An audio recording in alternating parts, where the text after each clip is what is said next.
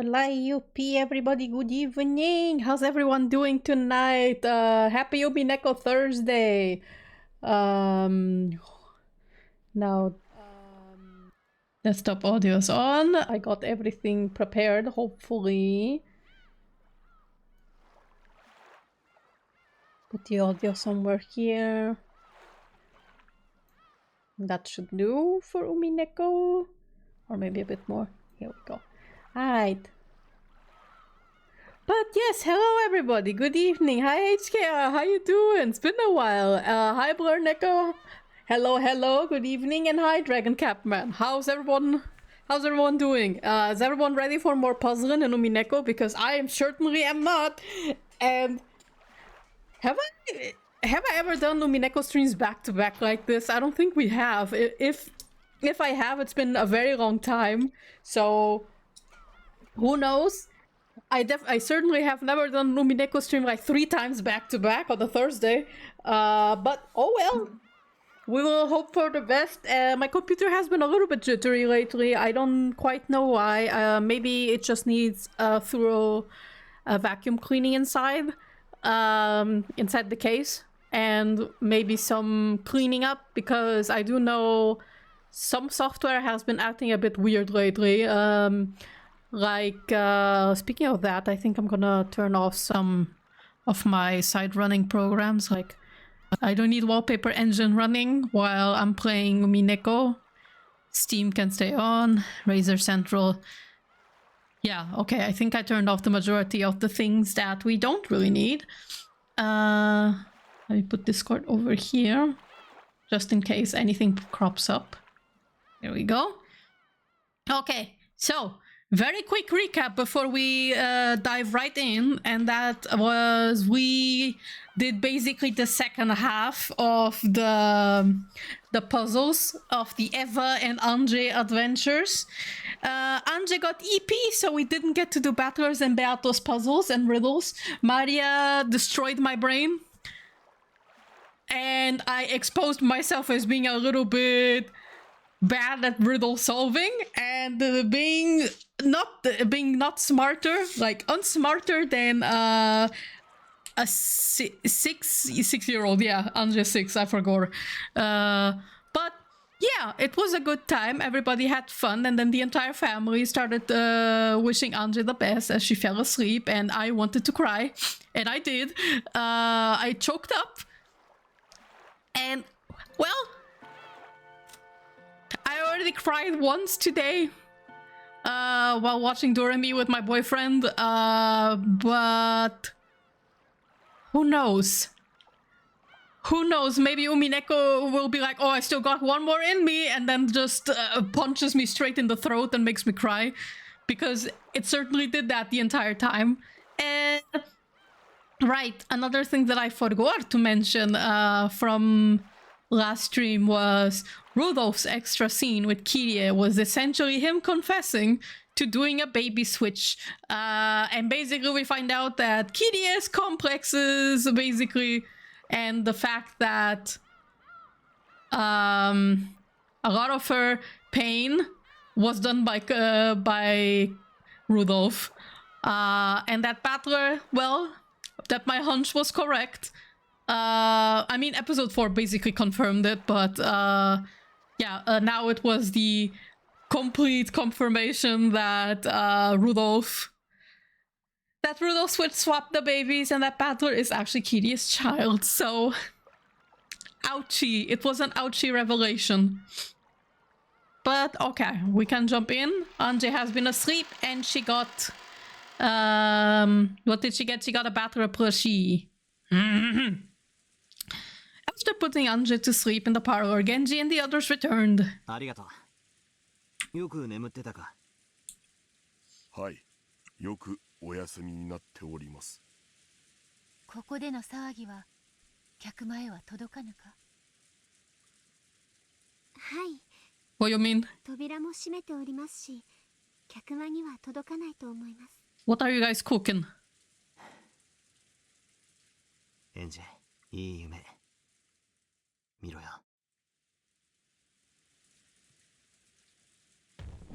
さーて。Okay, what's up? しんみりしたお別れ会はこれまでであるぞ。さあ、ここからは盛大に行こうぞ。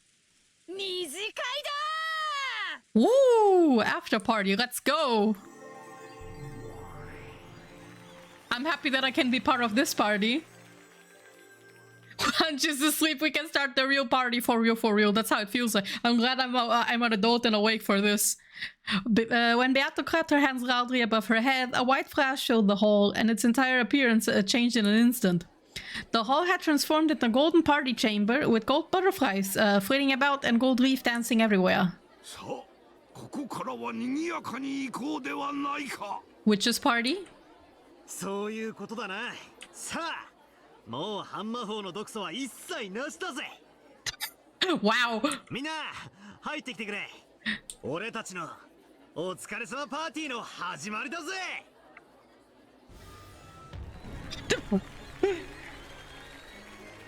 Oh my god, he just transformed into the coat. How beautiful.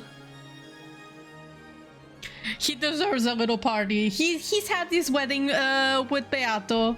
Now it's time for him to have his after wedding party, right? It's only fair. With a burst of applause and cheering, a tornado of gold butterflies rose up in the center of the room. By the time it passed, the number of faces had grown significantly. Happiness of marionettes. Usually...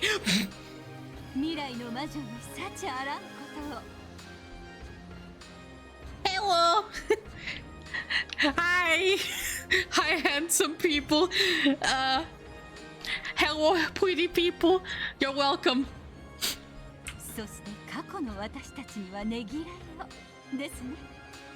I forgot what I wanted to say. Rorob, it's been so long. It has! Hello, husband! How you doing? He was in the story because the polycule, like the Virgilia Gap Ronove polycule featuring somewhere in there me. We went on the trip. We had our beach episode. Yes, please.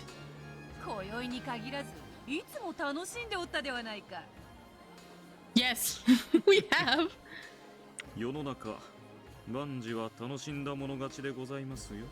Yes, that is also true.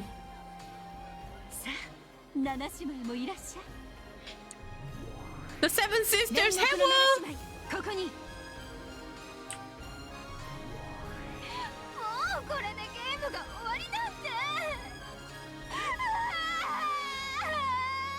Oh my god, Leviathan was like, oh my fucking god, it's finally over, I can leave.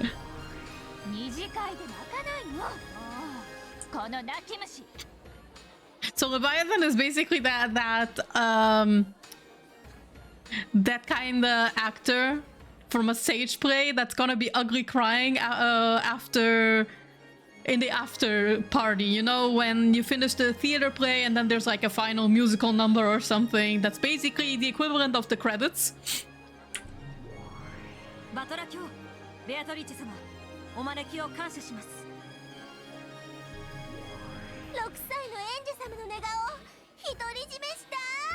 No!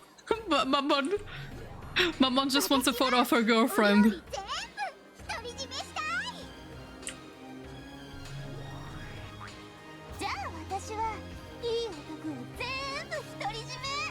Asmodeus, you can't have battle. You can't have battle.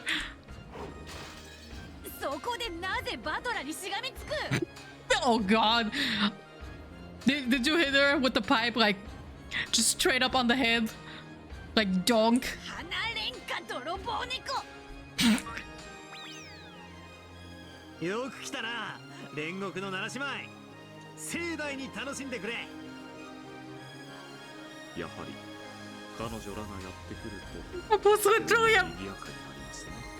Stop! I was literally about to remove my blushing face, and then he appears. This is a personal attack. God, sorry, I accidentally.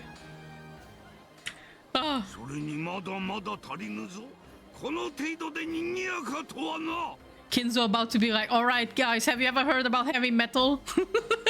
Jessica said something about it. I want to know what it's like. Can you show me? And then Jessica's like, but I don't sing heavy metal. Another gold cyclone rose up. In its wake, 3 people with Benui ears came into view. シエスタ姉妹この得体ここにこのようなお席にお呼びいただけましたことは光栄に思います。 The Benui lesbians have arrived, the Sapphics. Welcome. 遊び足りないうちにもうしまいに。それについてはわらわも同感であるぞ。しかし安心せよ。わらわたちのゲームはまだまだ続くぞ。I do hear episode 8 is probably very long, so it makes sense. 猫箱の中で永遠にな。 Okay, never mind. よく来てくれた。シエスタ姉妹。Yes, the cat box. バトラ卿、ご招待を心より感謝するものであります。我ら一同、今後ますますに。よせやい。そういう堅苦しいのはよ。今夜はブレイコーだぜ、ブレイコー。そういうことに。バトルは分かってるに。Oh god. For some reason, I was imagining her saying like, Batra gets it. Everyone in this room is gay. ダメです。410。羽目を外しすぎです。怒られます。 It's okay. Ma'am? Ma'am? Hello, ma'am? ご無沙汰ね。すごいわ。これだけ揃うのいつ以来かしら。夏日の法廷以来ではないか。 True. あの時は到底賑やかとは言い難かったがな。 That was a bloodbath. it was a bloodbath, a public humiliation display. 賑やかと聞いては。 Oh, Zepar is here too. 私たちの出番がないとは言わせない。 We got the twins. すげえぜ。一体何人いるんだよ。 Manny. この調子で増えたら僕たち人間の方が少なくなってしまいそうだ。 I think we already passed the human count because we haven't summoned the goats yet.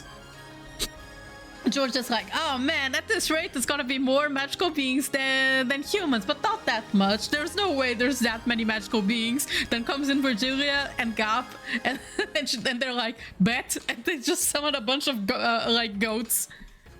もう出てきて大丈夫だよ、サク太郎。 Yes, come back, baby. うゆ Baby, give him pet. Yes, Dranor. Hello. Did you bring your girlfriend? How's Erika doing? in the Oblivion chest box. お招き預かり光栄です。金系、光栄なるものと知りたてまつるものなり。 I still really like their designs. よく来てくれたな。久しぶりだぜ。元気だったか？元気です。 Her あ face. なたたちと戦っている時が一番です。反抗師はもうやりたくないです。 Oh my god, the way she accentuates fun. It almost sounds sarcastic. 上司ドラノール、決済箱は山積みであると知りたまえ。 Oh god. 金系、我が悠久申請の決済に急ぎたま You know what? I can respect that. I was about to say like, hey, come on, let Dranoro rest for 2 seconds and then picture this like, listen, I've been waiting to go on this vacation forever. So real. 切に望むものなり。 The question is, where is that vacation? 相変わらず大法院暮らしは窮屈であるものよ。バトラー卿、少しだけ残念なお知らせがあります。どうした？ Some sad news. Dranor held out an envelope. It was one of the invitation cards that Patra had handed out for this night's party. But did you go all the way into wherever Erika has been casted to, and Erika has been like, listen, I may not be part of this game anymore. I may have been cast to oblivion and be a character who's never gonna be used again. But I'm pretty sure my master Bern is very petty, and she's gonna take it personally, and she's gonna like crash the party. Just saying. The name of the card was Furu. As I was saying, right, guys? Furu no Erika. She's like from beyond hell. 手は尽くしたのです We did all we could. The invitation was filled with stamps bearing the unreadable words of various foreign countries. So she's cussing Battler out in that letter, I guess. Even without reading them, it was easy to guess that it had been returned to sender destination unknown. Oh, that's rough. そうか、苦労をかけたな。忘却の深淵は住所なき無限の砂漠、あるいは深海の底。 But hey, if she has the letter from Erika, it means that she can see her girlfriend, right? 自分カステル教以外の誰にも彼女の居場所を知ることはできないのです。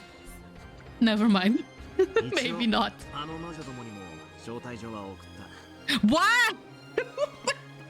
Why would you send an invitation to Bern? What? 気を利かせて連れてきてくれりゃいいんだがな。 Who knows? Maybe, yeah. ベルンカステル教は猫のような御人よ。 Like Bern? I don't think so, but Lambda? Hmm. 自分に興味があれば勝手に寄ってくるが、興味がなければいくら呼ぼうとも姿を現さぬ。 I don't think you should. That's a mistake. そうね、あの子はまさに猫。 Oh, there we go. We have Lambda. Hi, Lambda. How you 餌 doing? は食べに来るけど決して頭は撫でさせない。 Yes. Sounds very cat-like. お前は来てくれたんだな。私、こう見えても全然暇じゃないのよね。でもまあ、一応ベアとの後見人だし。 I'm a busy person. She's probably only going on dates with Bern. あんたの後見人も私じゃなかったっけ。まあそんなわけで、ギリよギリ。 Fair. That's fair. ちょっと近くまで来たから寄っただけ。 Just don't let Bern crash the party. ああ、そこの号だ。 What? これ手土産のいろいろ持ってきたの。 Oh? 適当に盛り付けて出しちゃってもらえる？ What did you bring? For someone who just dropped by because she was in the neighborhood, she brought an awful lot of presents, which included colorfully wrapped bottles and food boxes. The neighborhood is another game board in which everybody got massacred in the worst way possible. She's like she's washing her hands from the blood, and then she's like, oh hey, I was just in the neighborhood, just happened to be here. ベルンカステルはまだ来ていない。来ないんじゃない？ Only to crash the party. I don't think for a second. 負けたゲームにのこのこと顔を出す子じゃないわよ。 Yeah, she'd come in just to set it on fire. であろうな。何しろプライドの高い御人だ。あいつにゃ散々な目に遭わされたような気もするが、それでもこのゲームに関わったプレイヤーの一人のはず。最後のゲームの最後の夜はのんびり祝ってもいいのにと思ったんだが。 Oh my god, Battler is really like he's trying to be like GG's with Bern, and she's like, no, BG. そうね。 No GG's, it's been BG. あの子がいなかったら、このゲームはこの結末を迎えなかったかもね。敵も味方もゲームを成立させるための絶対要素よ。そうであるな。敵がいなければゲームにさえならぬ。私は敗北さえもゲームの一部として楽しんでるけれどね。 So you're not あ salty. の子はそうじゃない。仕方ないわ。いろいろあったから。だからあの子を責めないであげて。 Well, because our beloved Federine was like, I'm bored. Let's torture my cat. 本当は感謝するつもりだ。 My cat Miko. いろいろあったから、お前がいなかったら今日を迎えられなかったと感謝しようと思ってた。Yeah, he really does have a point. Like, episode 4 was mostly orchestrated by Bern, wasn't it? ありがとう。 I mean, at least happened because of her. 今度あの子に会えるのがいつかはわからないけれど、運が良ければ数百年後にはまた会えるわ。その時伝えてあげる。そうそう。招待状はないんだけれど、今日はお客を連れてきたわ。客？ Oh, 誰だ？ who did you bring? 心当たりには軒並み招待状を送ったつもりだったんだが。Oh, is this the party crashing that I'm thinking is gonna happen? いらっしゃい、二人とも。紹介するわ。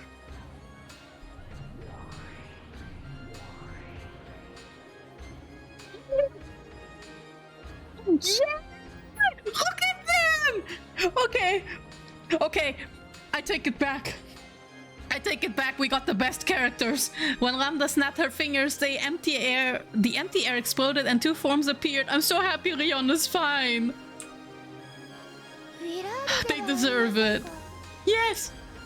Oh.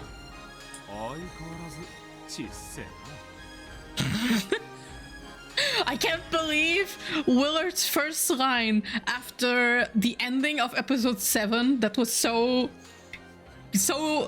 it was brutal, but it had a hopeful note, right?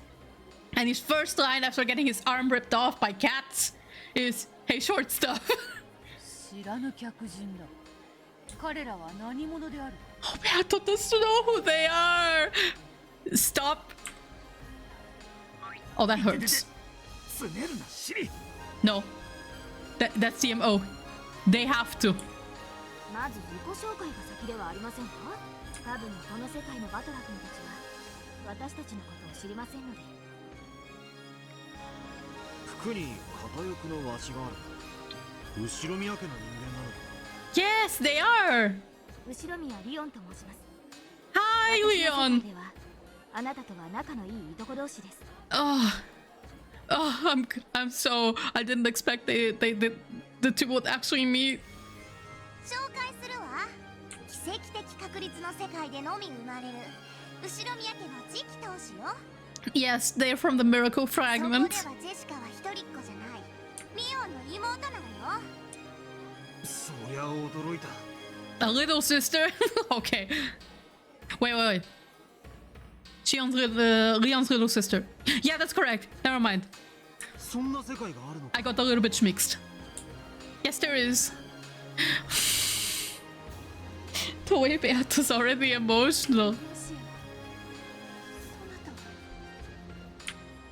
はじめまして、ベアトリーチェ。 Oh, 私はあなたのことをよく知っていますよ。 oh, I'm hurt. I'm hurt and in pain. 私にとってあなたが幸せな笑顔を浮かべることは何にも勝る喜びです。今夜を迎えられたあなたを私は誰よりも祝福します。そなたなのか。よくぞ来てくれた。 Oh, Beata realized who and what Leon was. The two of them stared at each other's faces as though looking at their own face in the mirror. Oh my god. 俺はウィラード。あんたの知らないゲームで巻き込まれたただの通りすがりだ。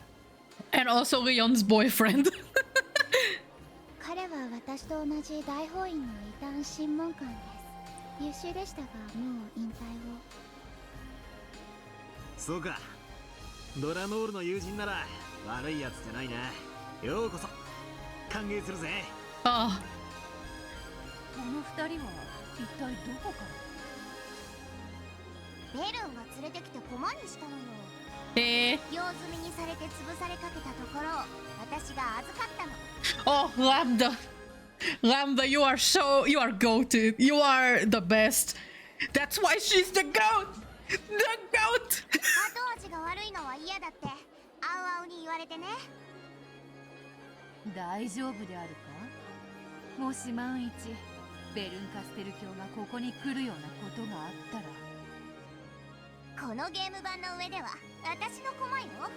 こんなところでひょっこり再会したらあの子がどんな表情を浮かべるか見てみたくて。 That kid is Anje, I guess. よくわからんが、性悪なことを考えて連れてきたってことは理解したぜ。Oh. When Anje saw Leon, that was when she discovered that truth, wasn't it? I guess that's the double-edged sword of that, the caveat to this. Like, yes, we get Leon and Willard. They get to celebrate in the party. But if Anje sees them, she's gonna remember, right? She's gonna remember when was the last time that she saw Leon. Oh, during that time I saw the truth, and in which my mom said I'm just a burden and a tool to keep the family together. Oh, that's too fun. 私の手土産はこれで終わり。あとはのんびりくつろがせてもらうわ。じゃあ、あとはホストのあんたに譲るわね。さあ、バトラ卿。あなたが告げなきゃ始まらない。 Oh, the screen is very crowded. I love it. 今宵の長きにわたるゲームのお疲れ様パーティーの始まりよ。 I just imagine them bumping into each other like they're about to stretch their arms out. They just accidentally elbow batter and they're like, oh, sorry. And then just adjust themselves and continue their sentence. 諸君、静粛に。我らが領主、バトラ卿のお言葉であるぞ。よせやい、それ。なんか、恥ずかしい。妻の大事な仕事であろうが。 Yes. Come on, don't be shy. It's the after wedding party. 合わせはせん。 Berto soaked and handed Battler a glass of champagne. Hell yeah. Come to think of it, everyone had a glass in their hands now. マリアは子供なんだからジュースにしなさい。Oh my god. Can you imagine? Maria actually has lemon cider instead. Like a drink. And it happens to be the same color as the champagne. No, wait, I think apple cider has a bit more of a closer color to champagne. And then Maria asks Rosa what she's drinking. And she's like, it's apple cider. No! ほら、マリアちゃんも僕とお揃いのジュースにしよう。 You can give her alcoholic-free champagne. I think that's a thing that exists. Although I'm not sure if that exists in the 80s. バトラー、ぬるくなっちまうぞ。同感であるな。始めよバトラー。 Everybody drink up! Tea. 意味はありません。 Where's my champagne glass? さあ、こちらへどうぞ、バトラー。 Yorome motioned towards the center of the room. When Battler stepped forward, everyone silently awaited his words, gives him a kiss on the cheek. よく集まってくれたな。みんな長かった俺とベアとのゲームはこれで全ておしまいだ。これまでコマとしてプレイヤーとしてあるいはゲームマスターとして関わってきたみんなを今宵は招待させていただいた。どうか明けぬ夜を存分に楽しんでほしい。 Cheers! Congratulations! Kanpai! I have nothing to drink other than tea, so I guess I'll have tea. Everyone raised their glasses to the heavens as they cheered, and afterwards the soft sound of glasses clinking together rang across the room. Hold on, I'm still pouring my tea. Here we go. I have my tea, but it's still too hot, so I can't drink it yet, but I'll raise it. It's an octopus cup. It's literally an octopus cup in which, like, there are octopus legs on the bottom of the cup and like oogling eyes. So yeah, kanpai.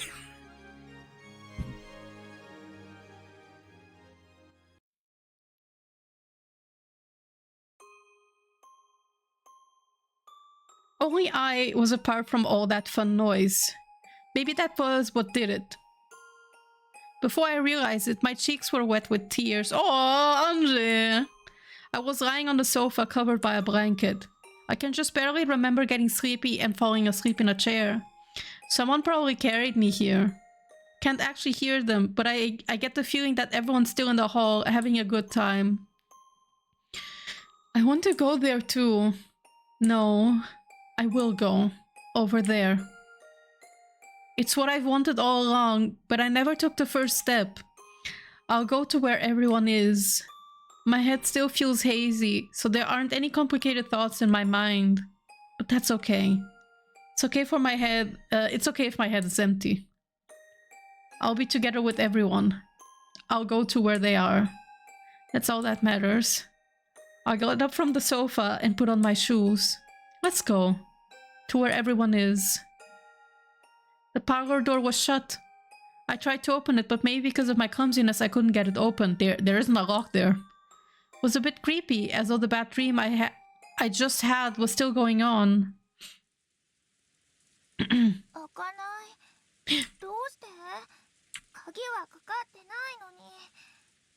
My mood grew darker and darker. Oh no. The knob that locks or unlocks the door is on this side. If I twist it, I should be able to lock or unlock it. I turned it. The door won't open. Did I accidentally lock it just now? I turned it. The door won't open. It didn't open the last time, so it should have opened this time.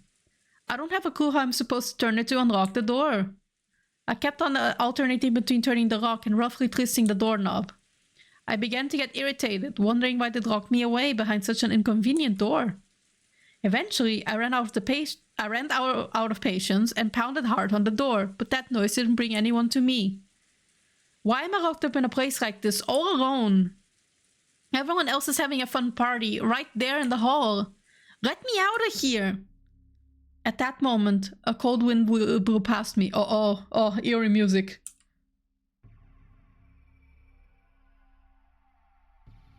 Eerie music. I don't like it. The wind rippled through my hair. Wind? Inside? I turned around to find the window curtain waving about. There was a sound like scraping or crying. At some point, the double window had opened outwards towards the darkness. The icy wind that came through it told me that this window was the only exit from this room. Uh-oh, Bern is here! Huh?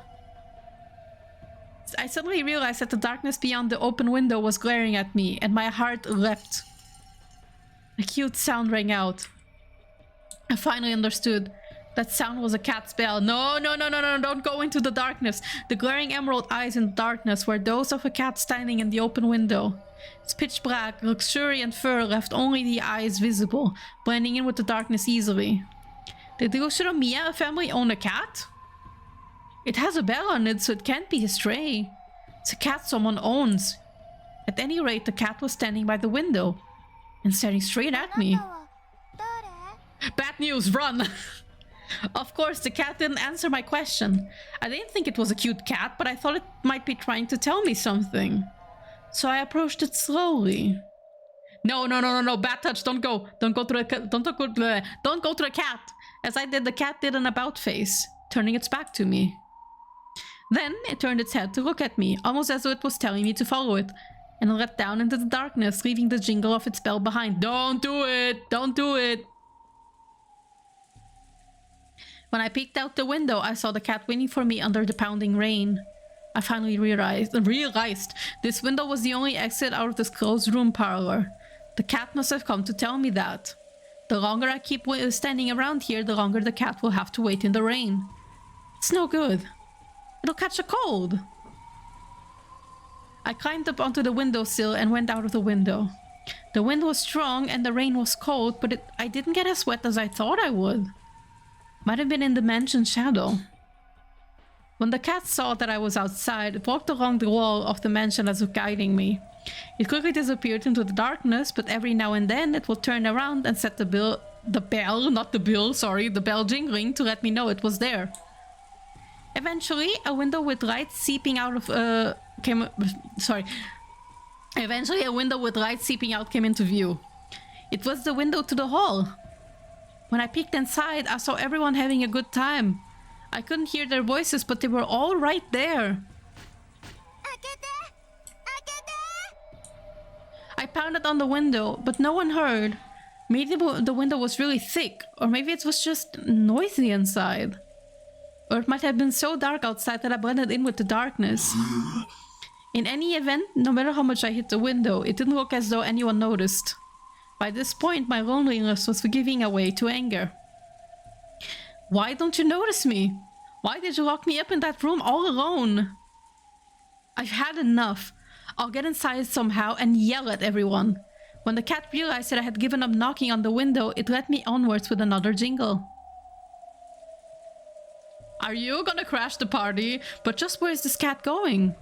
I know it's following the wall of the mansion, but that's not the way to the front door.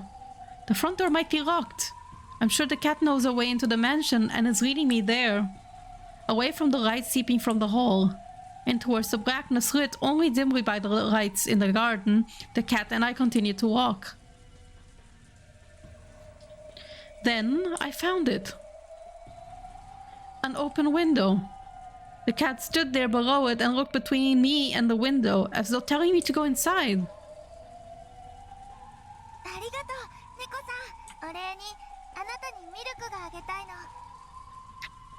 No! First of all, you shouldn't give cats milk. When I walked closer to the cat to pick the cat up, it slipped away from my hands and flew into the bushes in a nearby flower bed. Then, as though it really had melted away into the darkness inside the bush, all traces of it vanished. No matter how much I strained my ears, I couldn't hear the sound of that bell.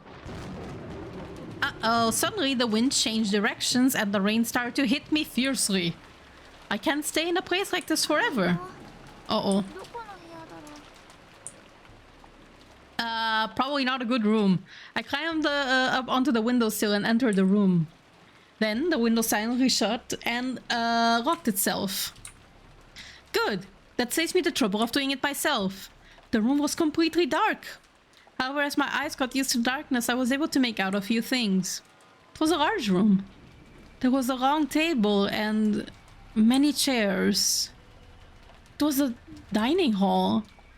Perhaps because I realized this and relaxed, it quickly became hard for me to make out details. I searched blindly along the wall for the light switch. Then, finally, I felt a familiar shape.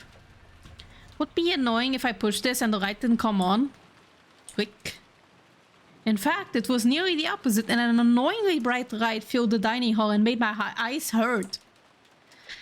I slowly opened my tightly shut eyes. There's probably a bloodbath there.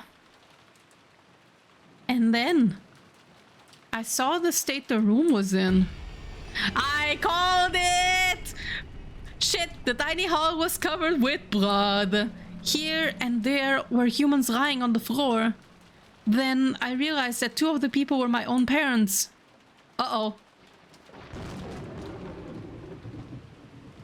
Well, everyone's having a party and Anje is having a bad time. I guess we are, but Anje isn't.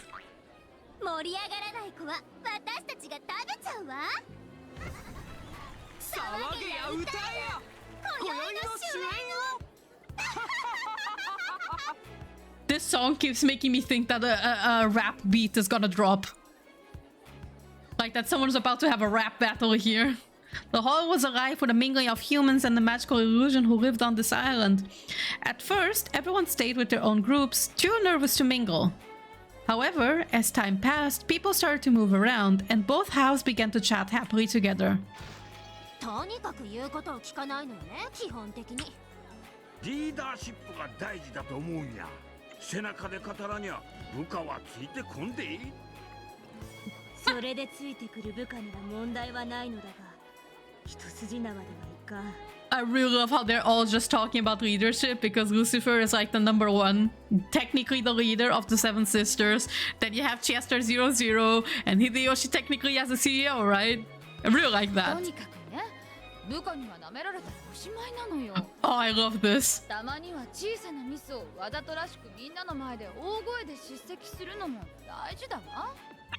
my god, Rosa, you're that kind of boss?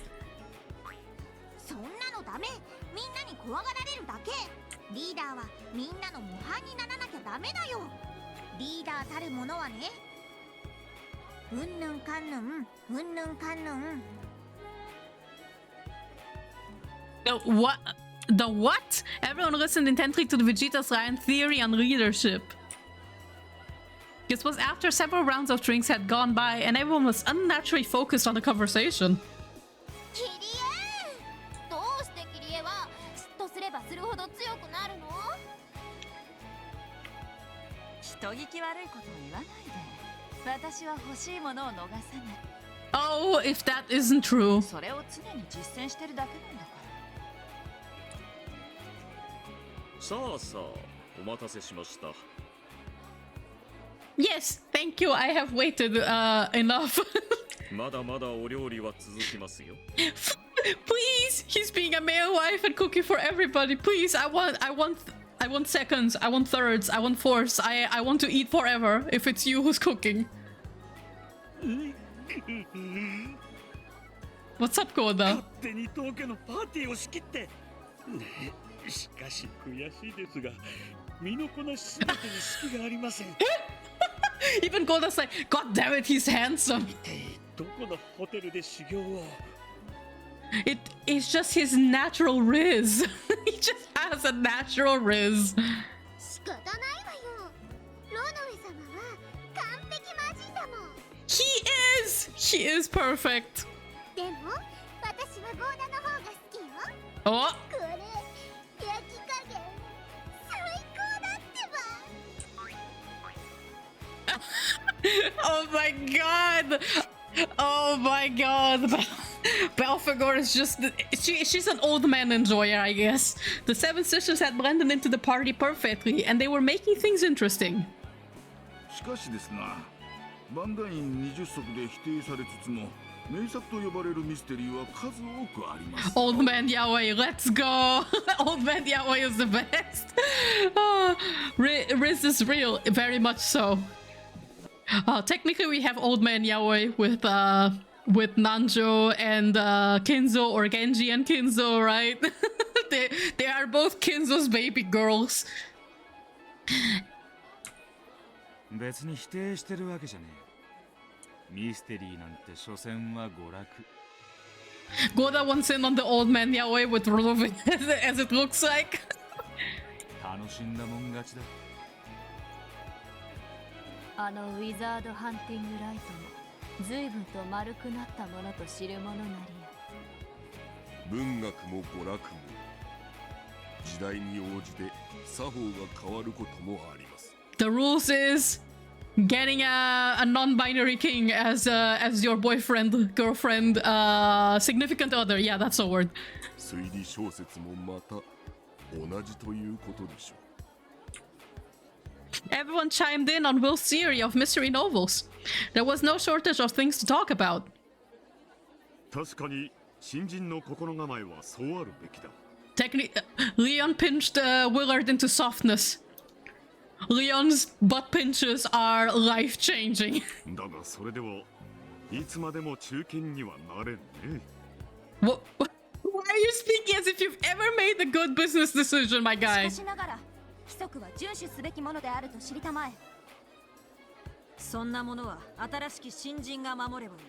規則など新人用のテンプレートであることを忘れてはならんぞ。そういうこった。ルールの外での働き方を覚えてようやく一人前なんだぜ。ルールに縛られてるうちはまだまだ半人前だな。 So Rudolph's basically saying commit tax evasion. 私、仕事を人に譲るのも耐えられないの。私は強欲のマモン。仕事はみんな私が独り占めにしちゃうわ。あなたいい根性じゃない。 I feel you, Mammon. I'm definitely that type. I'm like, I want to do everything with my own hands, unless I'm paying someone. But anyone is like, oh, I can help you with this. I'm like, no, I'll do it. 煉獄の七姉妹ってお給金どのくらい？うちの主人の会社に入りなさいよ。推薦してあげるから。 The humans and the illusions were now very much on casual terms.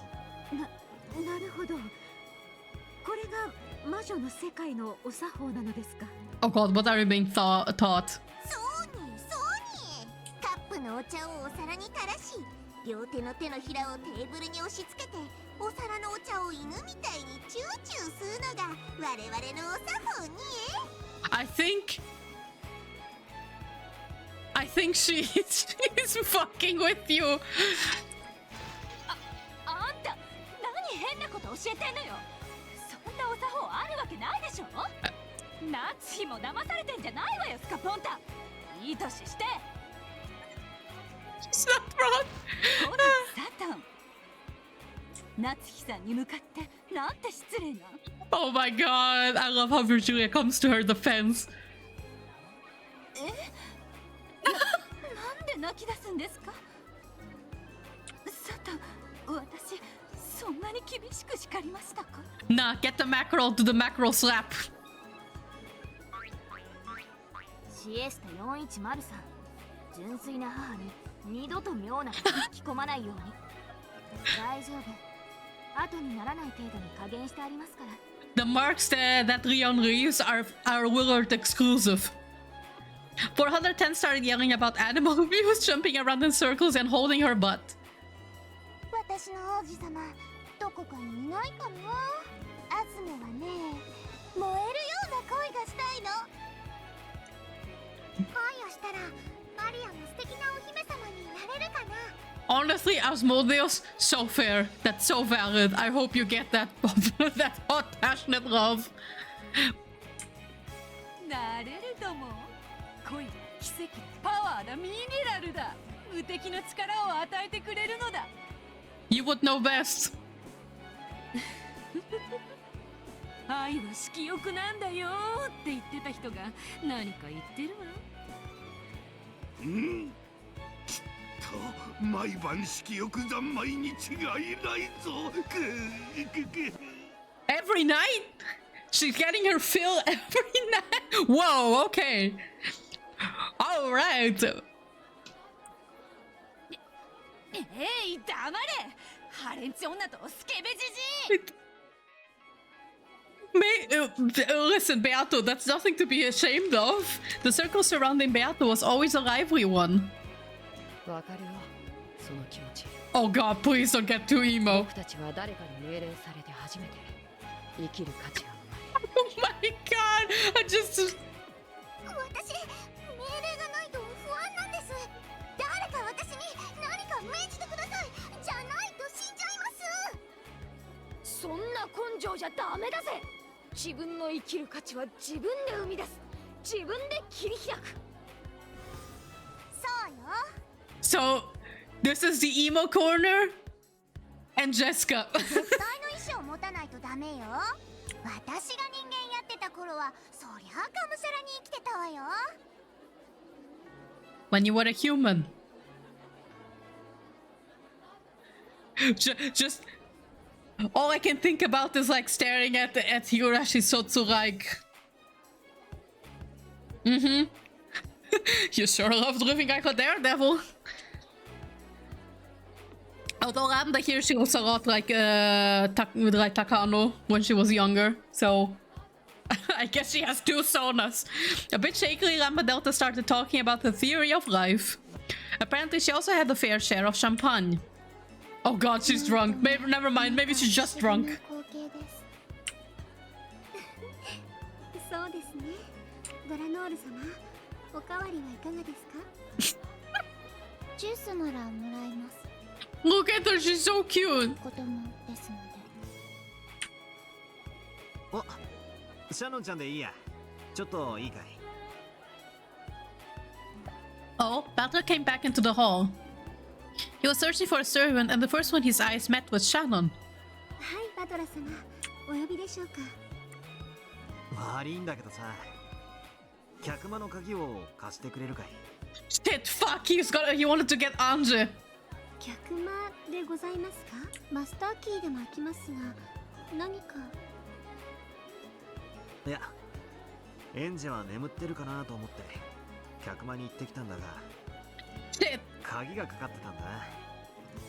鍵ですか？私たちはエンジェ様をソファーにお運びした後、扉は閉めておりますが、鍵は閉めておりません。Yeah, be. That's very be. まさかエンジのやつ自分だけ仲間外れにされたと思って内側から鍵を閉めていじけてやがんのか。 Oh, if only that was the case. お開けしましょうか。そうだな、すまん。頼めるか。 Patrick and Shannon left the hall together.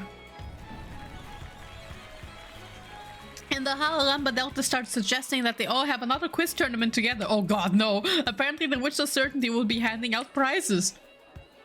Everyone seemed enthusiastic about the idea. Smiling contently at the ensuing uproar, Battle headed towards the parlor. If Lambda gives me a puzzle, I think she will actually split my brain in half.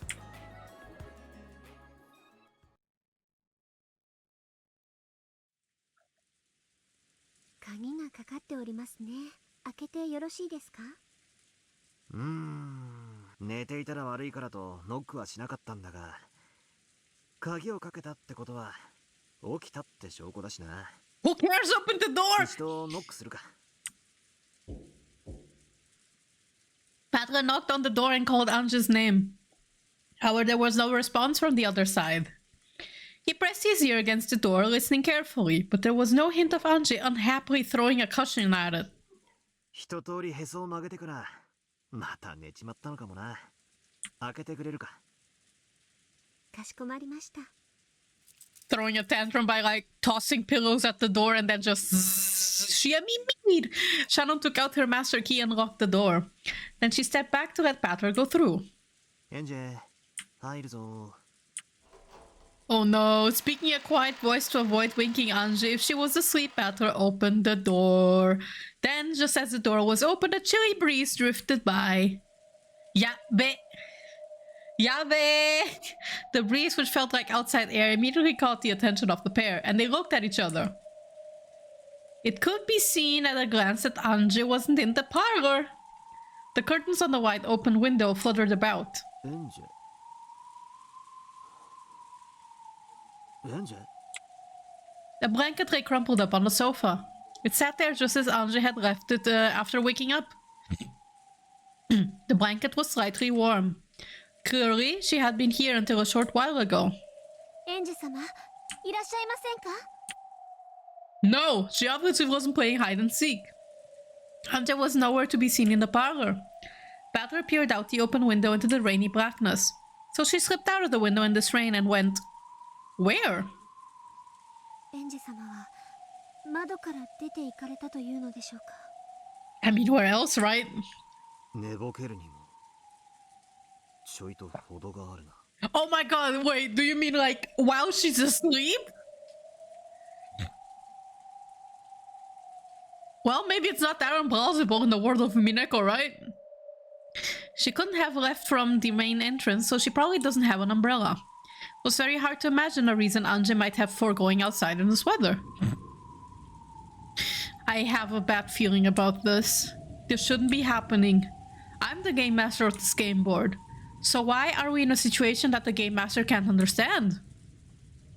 A large bolt of lightning lit up the surrounding area for an instant, but I was unable to see any trace of Anje. Yeah, someone is hacking the game board. Battler, did you... It's like a closed server, and the password for the closed server is just password. Like password 123. And Battler's like, did they figure out the password to the Minecraft server? ワンホールの3分の1のケーキと4分の1のケーキと5分の1のケーキがお皿に乗ってるの。ワンホールを食べるのに30分かかるとして、食べ終わった時お皿にケーキはいくつあるでしょう？ What? No, I'm not even gonna math. At that moment, there was a roar of thunder and the lights flickered. The cheery voices vanished in an instant like candles being blown out. Yep, there she is. Amidst the silence, one voice rang out and answered Lambda's riddle.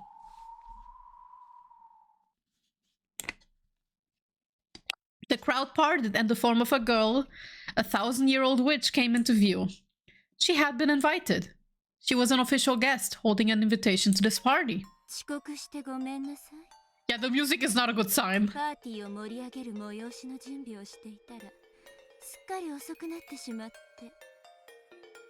As Bern still spoke, she looked around at everyone. Rion and Willard both, they're like, okay, hide under the table. Like, just under the blanket.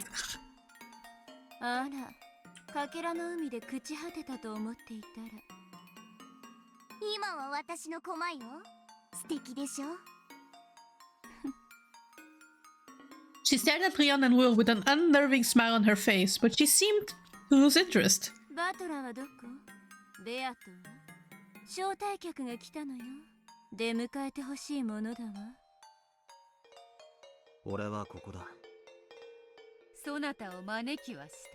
Maybe you shouldn't have.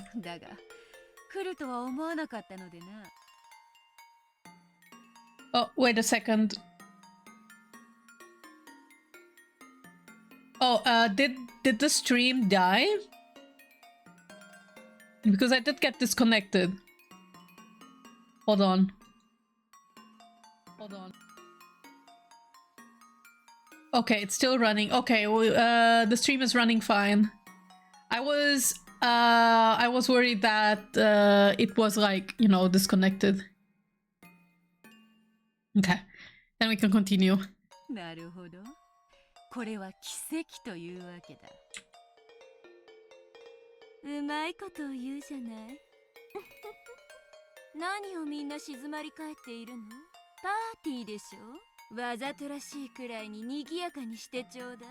それとも私を沈黙で迎えるという余興なの？今度はお前の番だ。何が？バトラーはどこだとお前は尋ねた。だから俺はここだと答えた。次はお前の番だ。Oh? 何の話だ？何かあったのか？ Yes. エンジェが消えた。We got hacked. ゲームマスターの俺にさえどこに行ったかわからない。そんなバカな。これはそなたのゲームであろう。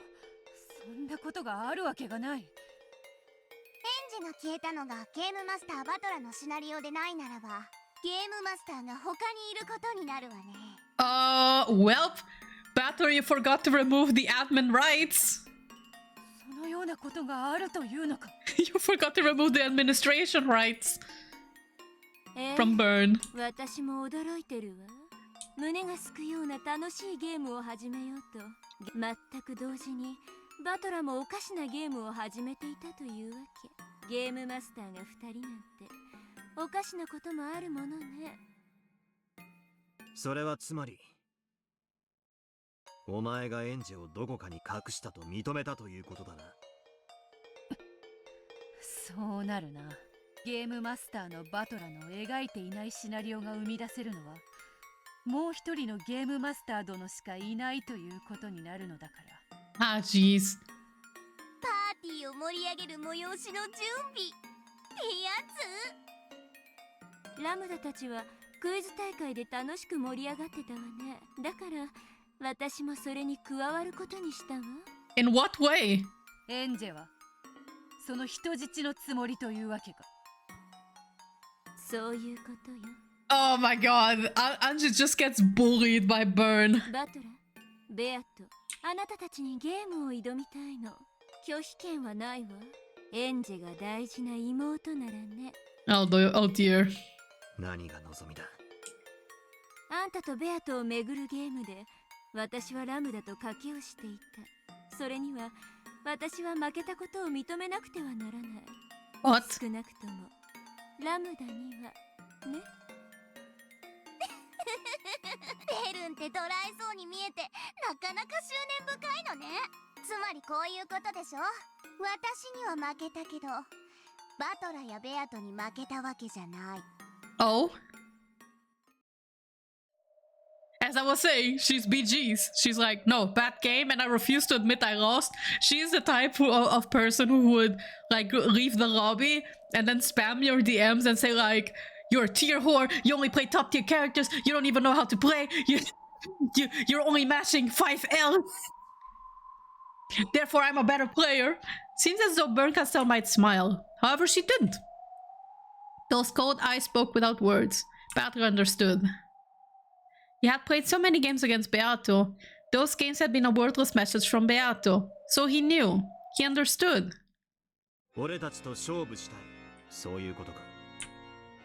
恐ろしい敵であるぞ。だが引けない。分かっておる。エンジェをベルンカステル教のおもちゃにさせるわけにはいかぬ。Angry gamer moment. Yep, for real. Beato understood as well. She understood why Bernkastel was asking for one final battle. ベルンが正々堂々となんてね。笑えどうして？ばありがと What an exchange! They just understand each other so well. Lampadault understood as well. Before the tale of Beato and Beato ended, before everything was locked away in the cat box, Bernkastel would finally move from the audience to the stage.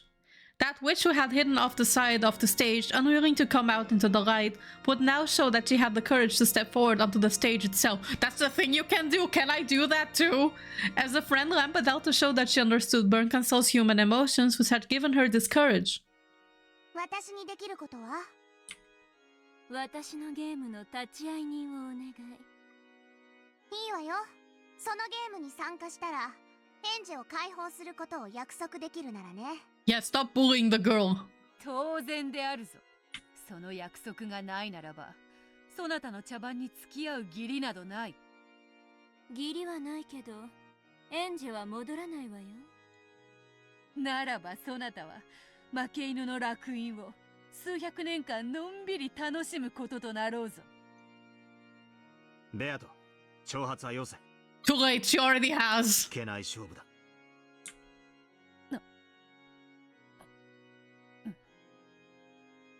Listen, Beato shot her shot, and I don't think she will pull it back.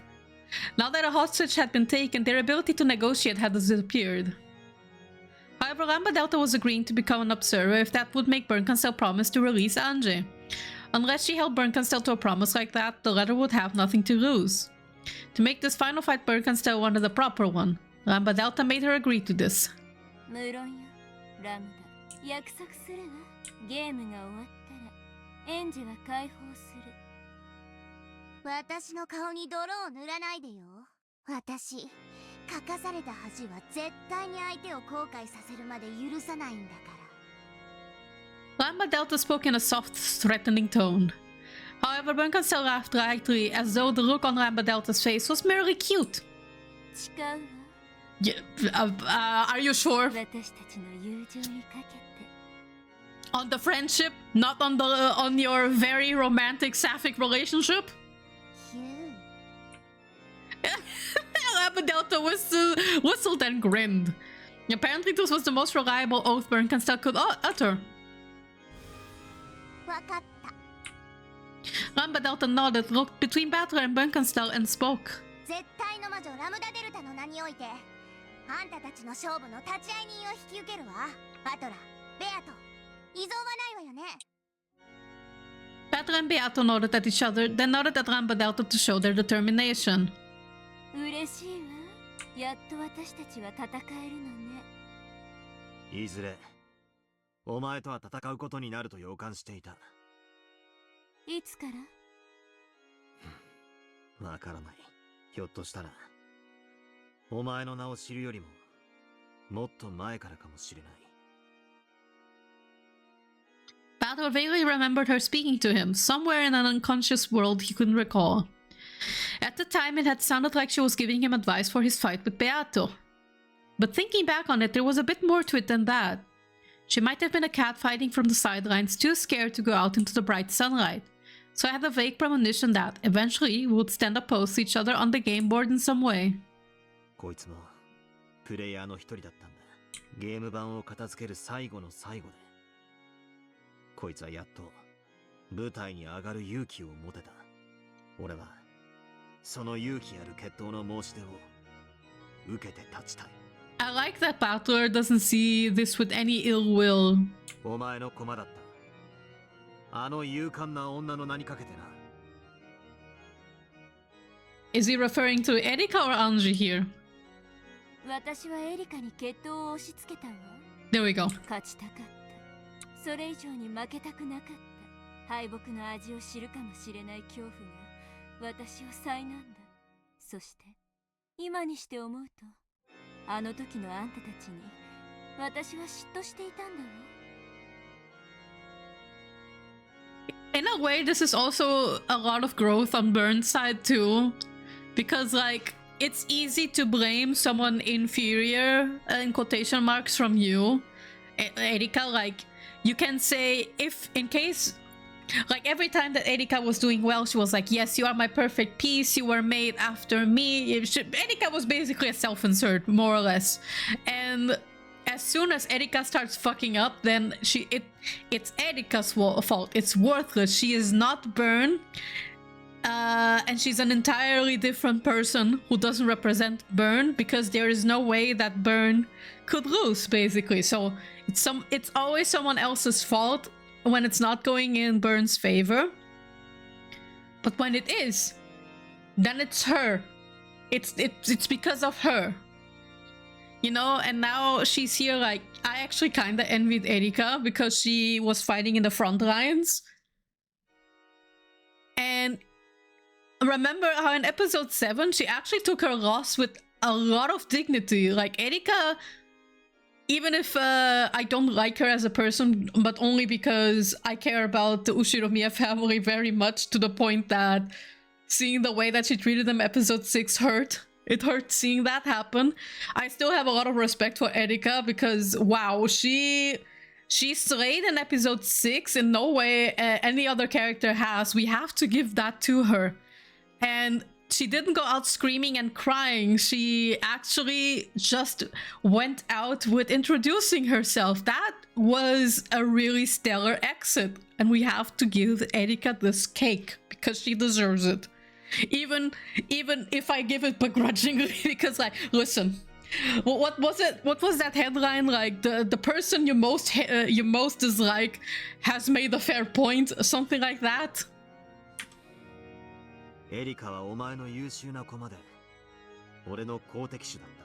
But what if Erika's angry gamer? Well, Erika does get pissed off. Like, how could it be that Erika, the detective, gets this wrong and has to correct this? She still developed a lot between just 2 episodes. Like, yeah, like I said, episode 6 ending was, it wouldn't be as spectacular without her. Like, honestly,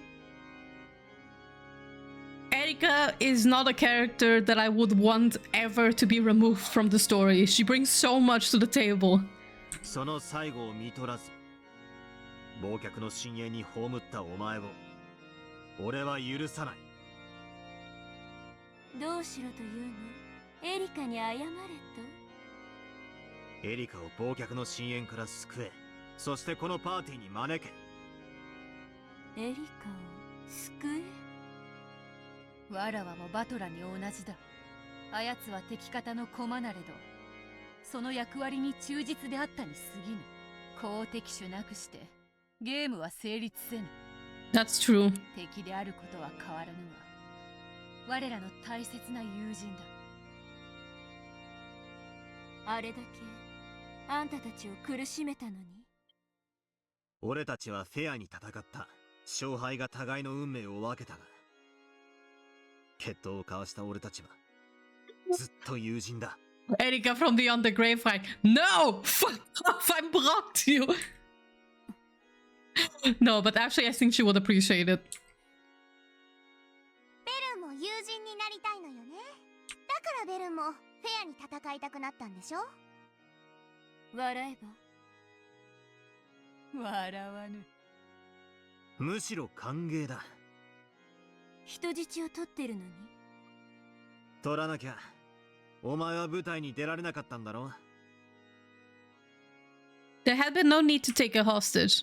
Battle and Beato had been more than willing to accept this final duel if Bernkanstel wished it. It was hard to make out anything from Bernkanstel's silent expression. いいわ。何が？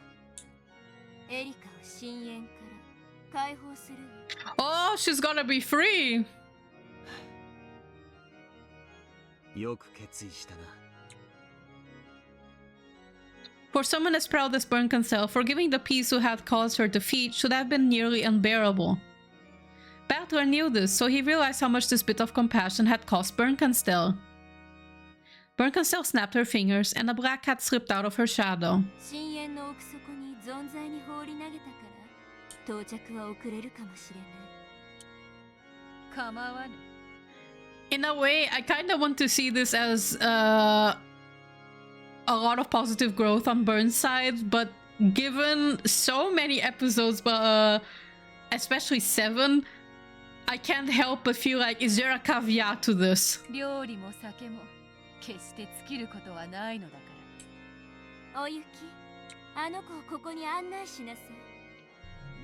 When she gave this order, the cat melted into the darkness, its spell jingling. まさかあんたがエリカを許すなんてね。許す気はないわ。だからもう私の駒じゃない。誰かが拾えば。あんただってリオンたちを拾ったわけだし。Well? ベルンカステル、感謝する。じゃあ甘ったるい時間はこれくらいでいい？すでに私には苦痛なの。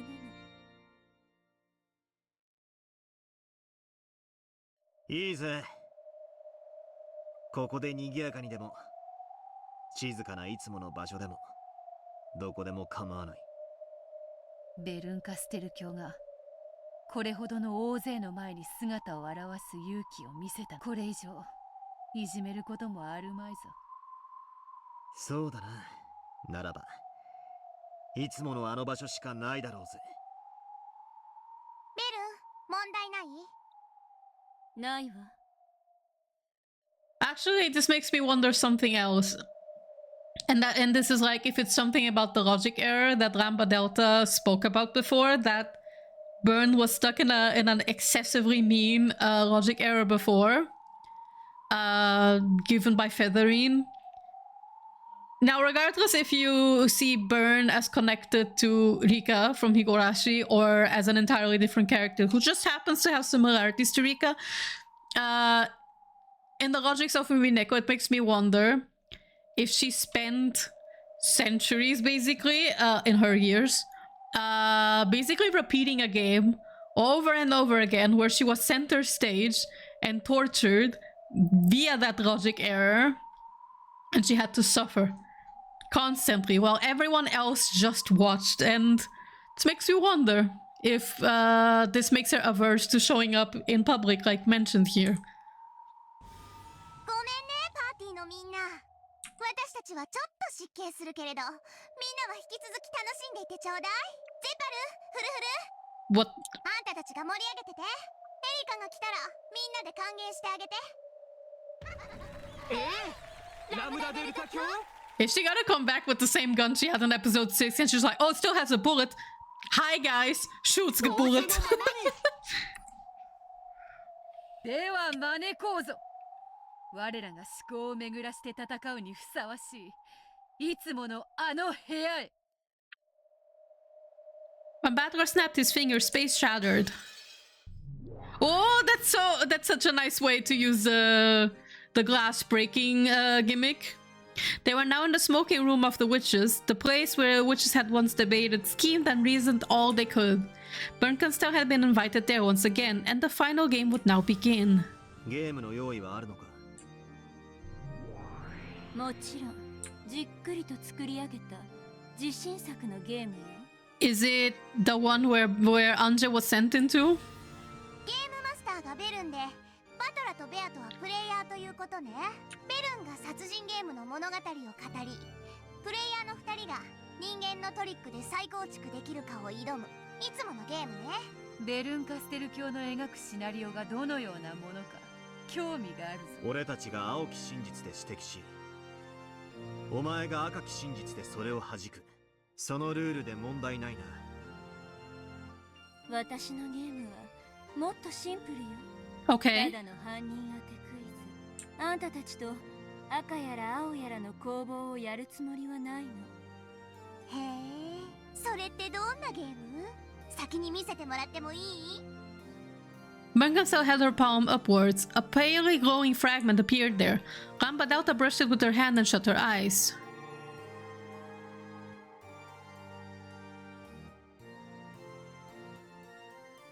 ね、簡単なゲームでしょ。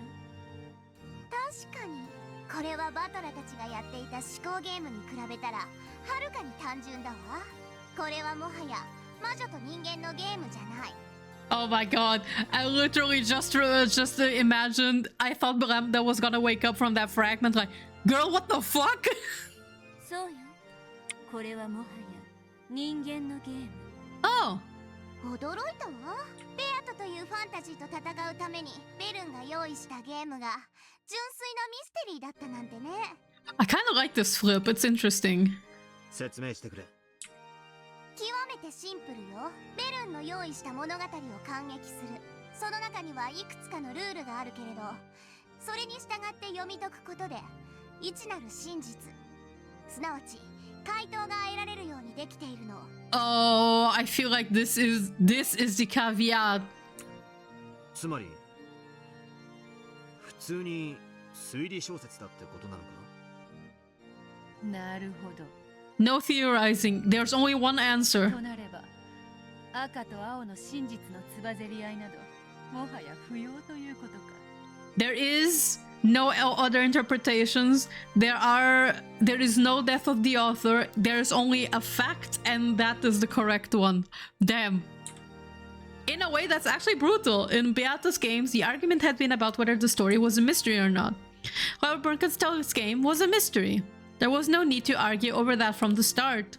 動機もトリックも切り捨てた。あんたたちに求める答えはたった一点よ。フーダニット。なんと単純かつこれ以上ないほどに我らの決着にふさわしいゲームなのか。Who done it? Alright. そうだな。何の小細工もないストイックなまでにシンプルだ。これは正真正銘の決闘であるな。立会人として宣言するわ。このゲームは解けるようにできている。つまりあんたたちの決闘の舞台として公平であることを保証する。ベルン、これは老婆心だけれど。Oh, oh my, it's dual time. Hi, first of all, hi, Miss Frederica Bern, how you doing? Welcome, welcome. Happy Umineko Thursday. And yes, it is time to duel, I think. 本当にいいの？バトラとベアとはミステリー好きで交際を始めたのよ。私にはよくひねったシナリオだとは思えるけれど、この二人に通用するかはちょっとわからないわよ。I think 私の精一杯のシナリオが通用しないなら、その時はその時よ。大事なのはベルンカステル教が渾身の力で描いたゲームであることだ。そうだな。それが俺たちに通じるかどうか。ただそれだけのシンプルなゲームなんだ。ラムだ。ありがとう。お前のおかげでこの決闘が正々堂々としたものであることが証明された。どういたしまして。私も嬉しいわ。ベルンが挑むというこの貴重な戦いに立ち会わせてもらえるなんて光栄よ。そなたを対戦相手に迎えられ、わらはもう光栄だ。私もよ。simple game for simple-minded battle. Oh yeah, very much so. あんたを見下してた。勝負の場にでもせずにね。それまでの自分に虫唾が走る。だから決闘させて。受けて立とうぞ。私が勝ったら今度こそあんたを思いっきり見下してあげる。そしてもし私がきっと忘れているに違いないあの感情を。The emotion that you've forgotten. ベルンカステル。I wonder what that is. お前が勝とうと負けようと、これだけは。何？この決闘が終わったら俺たちは友人だ。これ以上はやめて。くすぐったくて死んでしまいそう。 She's like, ew, no. She's the type that if you ask her, hey, can we be friends? Her answer is L plus ratio and then block. Ramba Delta clapped her hands. A pleasant sound rang out. 朗読はベルンが？それとも私が引き受けようかしら？朗読者は不要よ。朗読の巫女は自分の口を通して物語を脚色することも歪めることもできる。たとえ私のゲームに小細工がなくとも、朗読の術でいくらでもそれをすることができる。So basically we're not, yeah, see, this is what I was saying. No, not even reader input is allowed. It's only word of God with no extra interpretation. そうであるな。それもまたゲームマスターの権利の一つだ。あんたたちとしたい決闘はシンプルでありたいの。だから朗読者はいらない。あなたたちが自らの目と耳で物語を読みなさい。いいの？それじゃベルンに有利なことがなくなっちゃうじゃない。わかった。朗読者はいらない。俺たちが自分で物語を読む。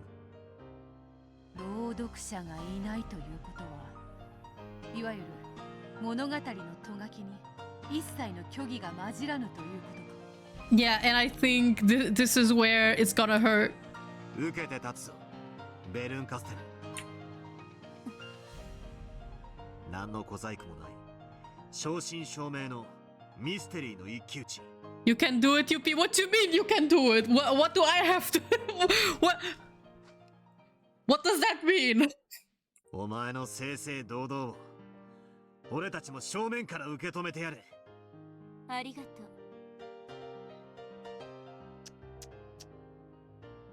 それではダメであるな、ベルン教よ。Oh my god, she got this from Battler. ああ、そうだな。ミステリーを突きつける魔女はそんな態度じゃダメだぜ。ああ、全然ダメだな。Ramda is just like, okay, they are very much in sync. Bern, realizing that what Battler and Beato were asking for, snorted. Ramba Delta nodded at her, telling her to enjoy this final duel to the fullest. 人間と魔女が仲良く肩を並べてミステリー談義なんてバカバカしいわ。あんたたちの仲良しミステリーが私の用意したミステリーに通用するかどうか試してあげる。受けてみなさい、私のミステリー。そうでなくては奇跡の魔女ベルンカステル教の挑戦状確かに受け取ったぞ。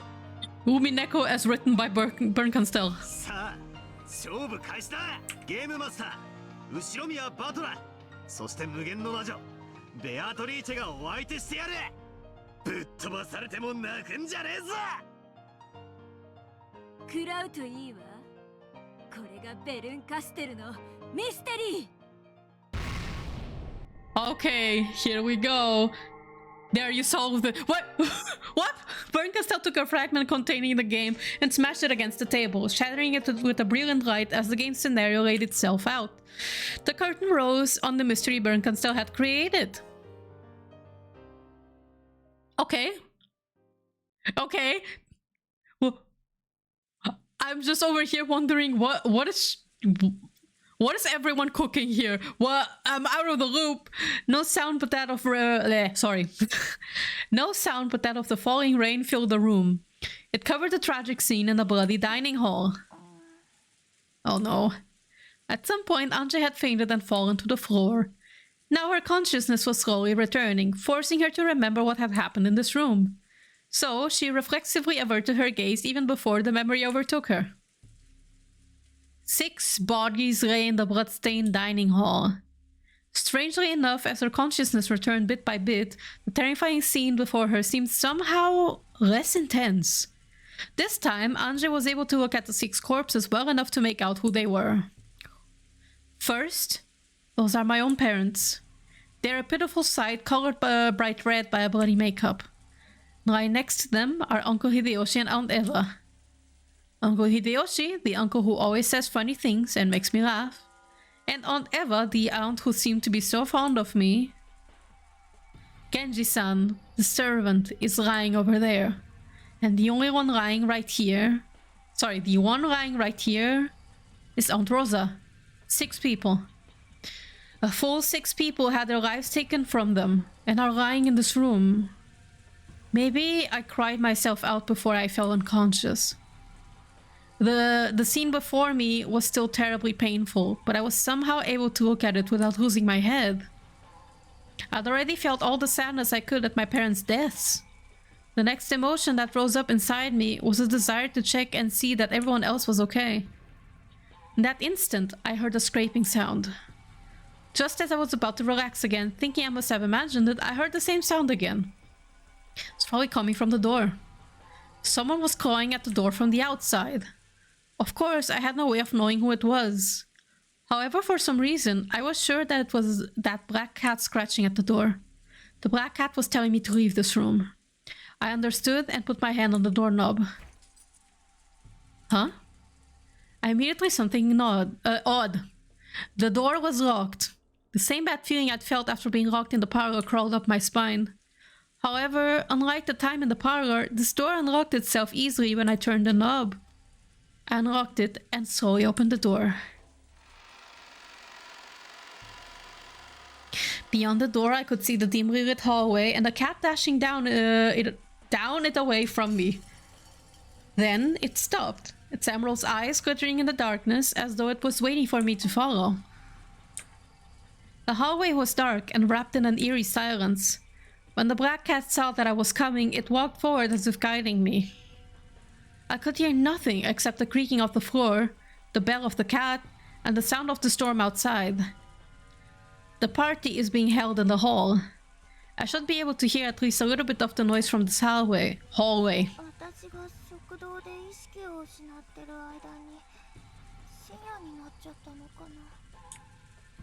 It was a reasonable conclusion. Then we finally reached the main hall. The hall was frigid and no trace of that party remained. Would all of that fun have been just an illusion? The black cat's bell rang out. When I looked up, I saw that it had its feet on the stairway to the 2nd floor, urging me to follow it. The black cat seemed to nod, then silently went up the stairs. Guests were allowed to go wherever they wanted on the 1st floor, but the 2nd floor was Kraus's family house, and I remembered getting in trouble for trying to go up there.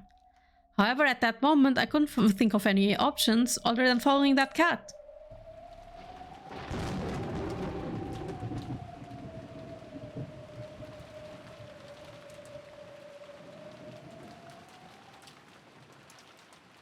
I walked along the dark hallway with the black cat. Eventually, we reached one of the doors. The black cat scratched at the door, then turned to look at me. It must have been telling me to open it. I put my hand on the doorknob and felt the resistance of a lock again. The door's locked. I turned around to tell the cat this, but inexplicably, a single key lay right in front of the cat. Do you think the cat, that the cat was just like, like was throwing up an a hairball, and then just a key comes out like that? Anji picked it up and stuck it in the keyhole, and she did. She finally noticed something strange with her fingertips. Blood. Somehow Anji's fingertips had been stained red with blood. She let out a short cry, and the key slipped out and fell to the ground. She finally realized, in the darkness she hadn't noticed before. The black cat's key was covered with blood. The emotions had gone numb and Anja sprang back, sorry. A terrified scream rang out through the dark hallway. Even so, Anja would eventually open that door. That door led to Natsu's room. Natsu's room was a terrible mess. Blankets and sheets were torn.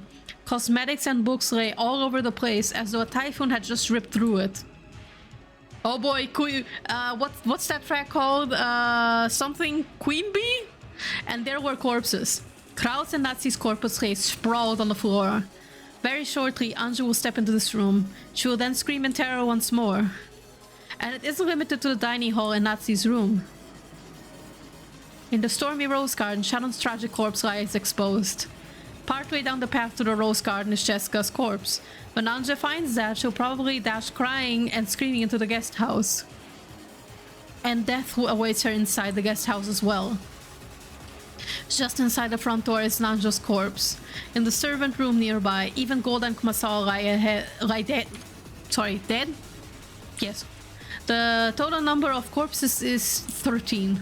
A full 13 corpses are waiting for Anje. They wait in the mansion and the guest house on this desolate Rokkenjima, for Anje, exposed to the wind and rain and tormented by thunder, to find them. Oh, what a way to finish the scene, Jesus! Well, Anje's not having a good time here.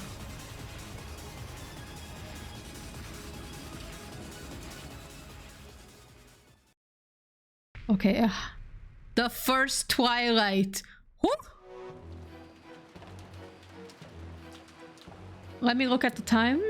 Yeah, 1 hour and 30 minutes. I think if I do for another hour, I think that will suffice. The tragedy of the first Twilight was discovered at 6 in the morning on the following day. Golda, who had waken up to get breakfast ready, went to check on the adult siblings who had remained in the dining hall since the previous night because of the family conference.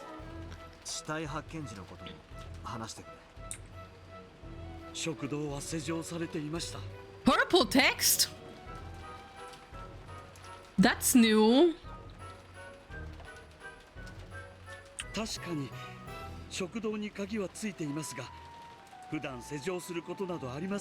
A mixture of red and blue, right? Like red and blue makes purple. What does that mean then? Purple text.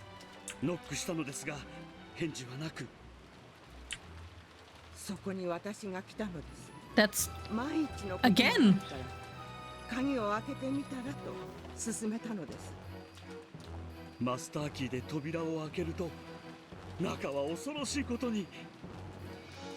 Oh, this is...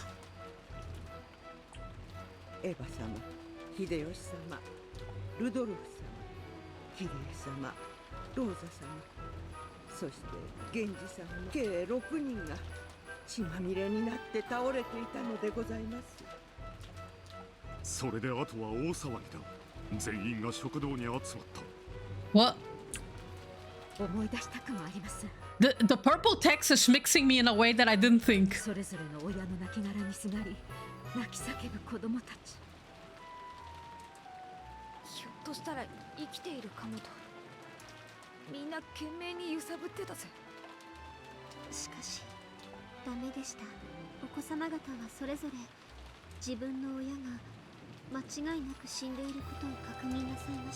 Is purple like maybe Bern's version of the golden text?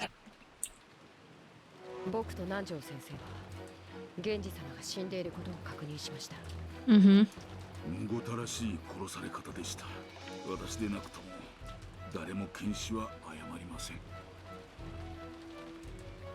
I think maybe the purple text is the characters relaying Bern's facts for her. Basically what I'm saying is that she's using the characters as her mouthpieces. That's what I'm saying.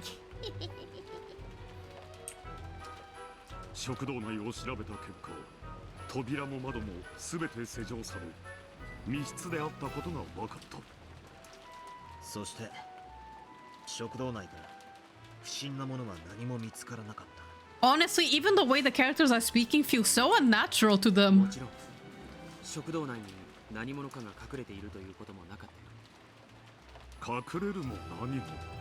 Maybe it's just me, but that's just how it feels like to me.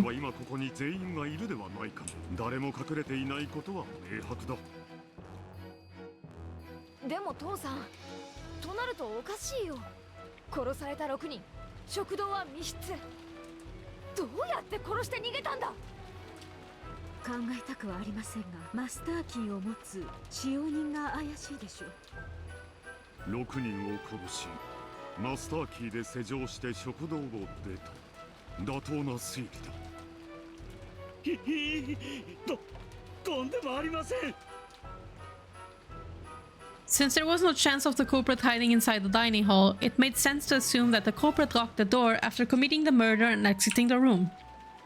It's only natural that the servants with their master keys would fall under suspicion. And sadly enough, none of the servants had an alibi. Then again, it wasn't only the servants. Everyone else lacked an alibi as well. マスターキー以外の方法で外から施錠する手段は存在しないわ。これじゃダメね。赤き真実で語るわ。すべての扉の施錠、解錠はマスターキーでしか行えない。Okay, so she did say she did want red and blue truth, and here she is using the red truth も now. ちろん部屋の内側からはマスターキーがなくとも施錠、解錠が可能。Mm-hmm.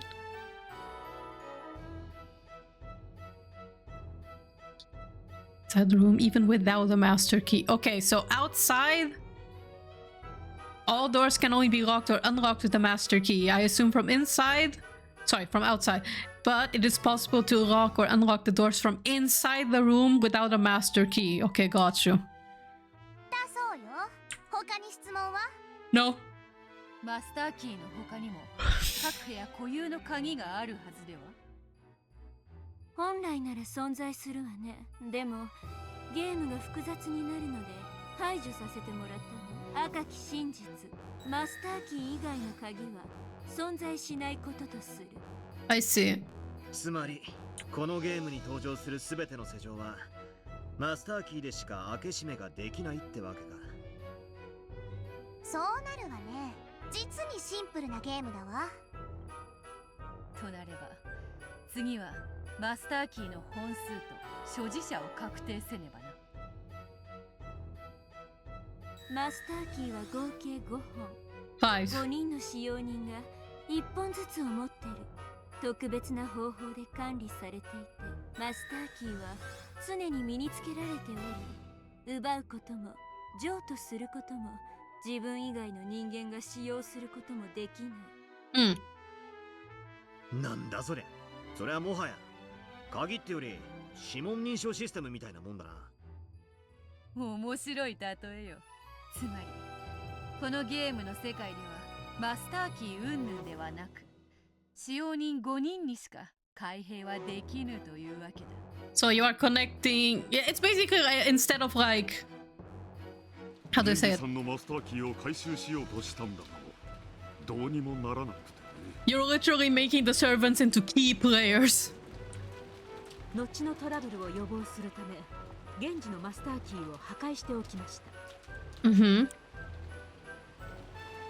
This was the crime of the first Twilight. The scene was the locked closed room of the dining hall. None of the servants holding the master keys have alibis. Then again, no one else had an alibi either. The second Twilight. What, already? Already? What the fuck? Umineko any percent. Everyone returned to the parlor to discuss what we should have done next. The phones were out, so they couldn't contact the police.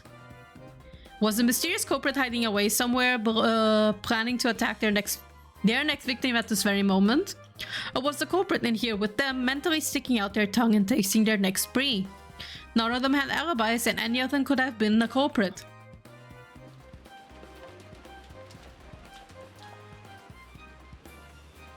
However, that tense feeling didn't last long. By midday, everyone got tired of arguing and decided to take a break. Klaus and Natsi announced that they wanted to talk with each other alone and went up to the second floor. That was the beginning, and after that everyone went their separate ways now and then, such as to head to the bathroom or gaze at the endless rain. However, no matter how much time passed, Klaus and Natsi were the only ones who did return. Calls were sent to both Klaus and Natsi's rooms using the extension phone line, but there was no answer. Something might have happened. Everyone headed to Klaus and Natsi's room together, and in Natsi's room they found Klaus and Natsi lying sprawled out on the floor. Okay, they are dead. 奥様の部屋は施錠されておりました。食堂の時と同じです。皆さんの許可を得て、私が鍵を開けました。Well, she can have locked it from the inside, Ria. 部屋の中にはクラウス様と夏日様が倒れていました。Mm-hmm. 南條先生がすぐに脈を取ったぜ。そして二人とも即死だったと宣言した。はい、私が2人の死亡を確認しました。あれは間違いなく即死でした。私は何かの手がかりがないか部屋中を探し回ったよ。その結果、窓も扉も完全に施錠されていて密室だったことが分かった。 Well, they killed each other then. またしても密室、またしてもマスターキーを持つ私たちが疑われることに。しかしご安心を。奥様に疑われていた私たちは互いを見張り合っていたのです。私たち使用人全員は常に一緒におりました。Wait. These are the same corpses that Angie saw earlier, right? So she saw the victims of the first Twilight, then the second Twilight. And if Shannon is later found dead, then we still have Kanon, I think. 僕たち使用人全員はそれぞれが使用人全員のアリバイを証明できます。Mm-hmm. こりゃ面白い。今度はさらに完璧な密室だって言いたいのか。最初の密室には全員にアリバイがなく、そして今度の密室には全員にアリバイがあることになっている。この世界では使用人たちそのものが生きたマスターキーとなっている。 Well, I guess then the only answer is that Kraus and Nazi killed each other. 使用人たちのアリバイが完璧である以上、夏日の部屋の施錠は不可能だぞ。僕たちは現場を保全することにした。Mm-hmm. 外からガムテープでベタベタと窓や扉を封印したよ。But Erika sends her regards. きっとこの部屋に犯人の何かの手がかりが残ってるはず。警察が来るまで絶対誰の出入りもできないようにした。 Okay. となりゃ食堂も同じだ。俺たちはさらに食堂も同様に封印した。 Okay, so basically any potential crime tampering that may have happened can only happen before the discovery or during the discovery. But afterwards it becomes it's basically a room you cannot backtrack into. そもそも屋敷自体を保全するべきではということになりましてな。屋敷自体にも封印をし、私たちは全員ゲストハウスへ避難しました。 Alright. 屋敷全体に封印？窓全部をベタベタとか？はしごをかけて3階の窓までか？ Looks like it. ゲームが複雑になるので単純化するわ。すべての窓には鉄格子が入っており、窓からの出入りは不可能である。 Jesus よ Christ. って玄関と裏口の2つの扉を封印するだけで屋敷は封印できることにする。なるほどな。そりゃ簡単だ。 Honestly, I'm starting to think that this game is just Bern taking a massive dump at Beato and Battler. どう考える？ It's like a middle finger. 夏日おばさんの部屋にいた2人を殺すこと自体はたやすい。ノックをして開けてもらえばいいだけの話だ。しかしその後に施錠ができない。施錠は使用人にしかできないが、使用人全員にはアリバイがあるぞ。使用人全員がグルって可能性さえなければな。俺はそれより第一の番をまだ疑ってるぜ。食堂で死んでいた6人の誰かが生きていて犯行をということか。I wouldn't. Are you sure? It's because of Erika. 剣士ってやつを疑わずにはいられねえ。つまり最初の食堂の6人の犠牲者の誰かが生きていた。 That might as well very well be the case. But oh, is maybe purple text instead of it being like Bern's mouthpiece? Maybe these are the aspects that can be like changed. Like basically, instead of having purple, it's not purple truth, but more like purple lies, maybe? そしてその後、クラウス夫妻を殺した。そして内側から施錠し、室内に隠れていて木を見て逃げ出したんだ。筋の通った推理であるぞ。赤で語るわ。第一の番の犯人は確実に6人を殺している。ならばわらわも青き真実で追求しよう。密室の正体はこうだ。Alright, wait. 犯人は内側から施錠し、夏日の部屋内に隠れていたのだ。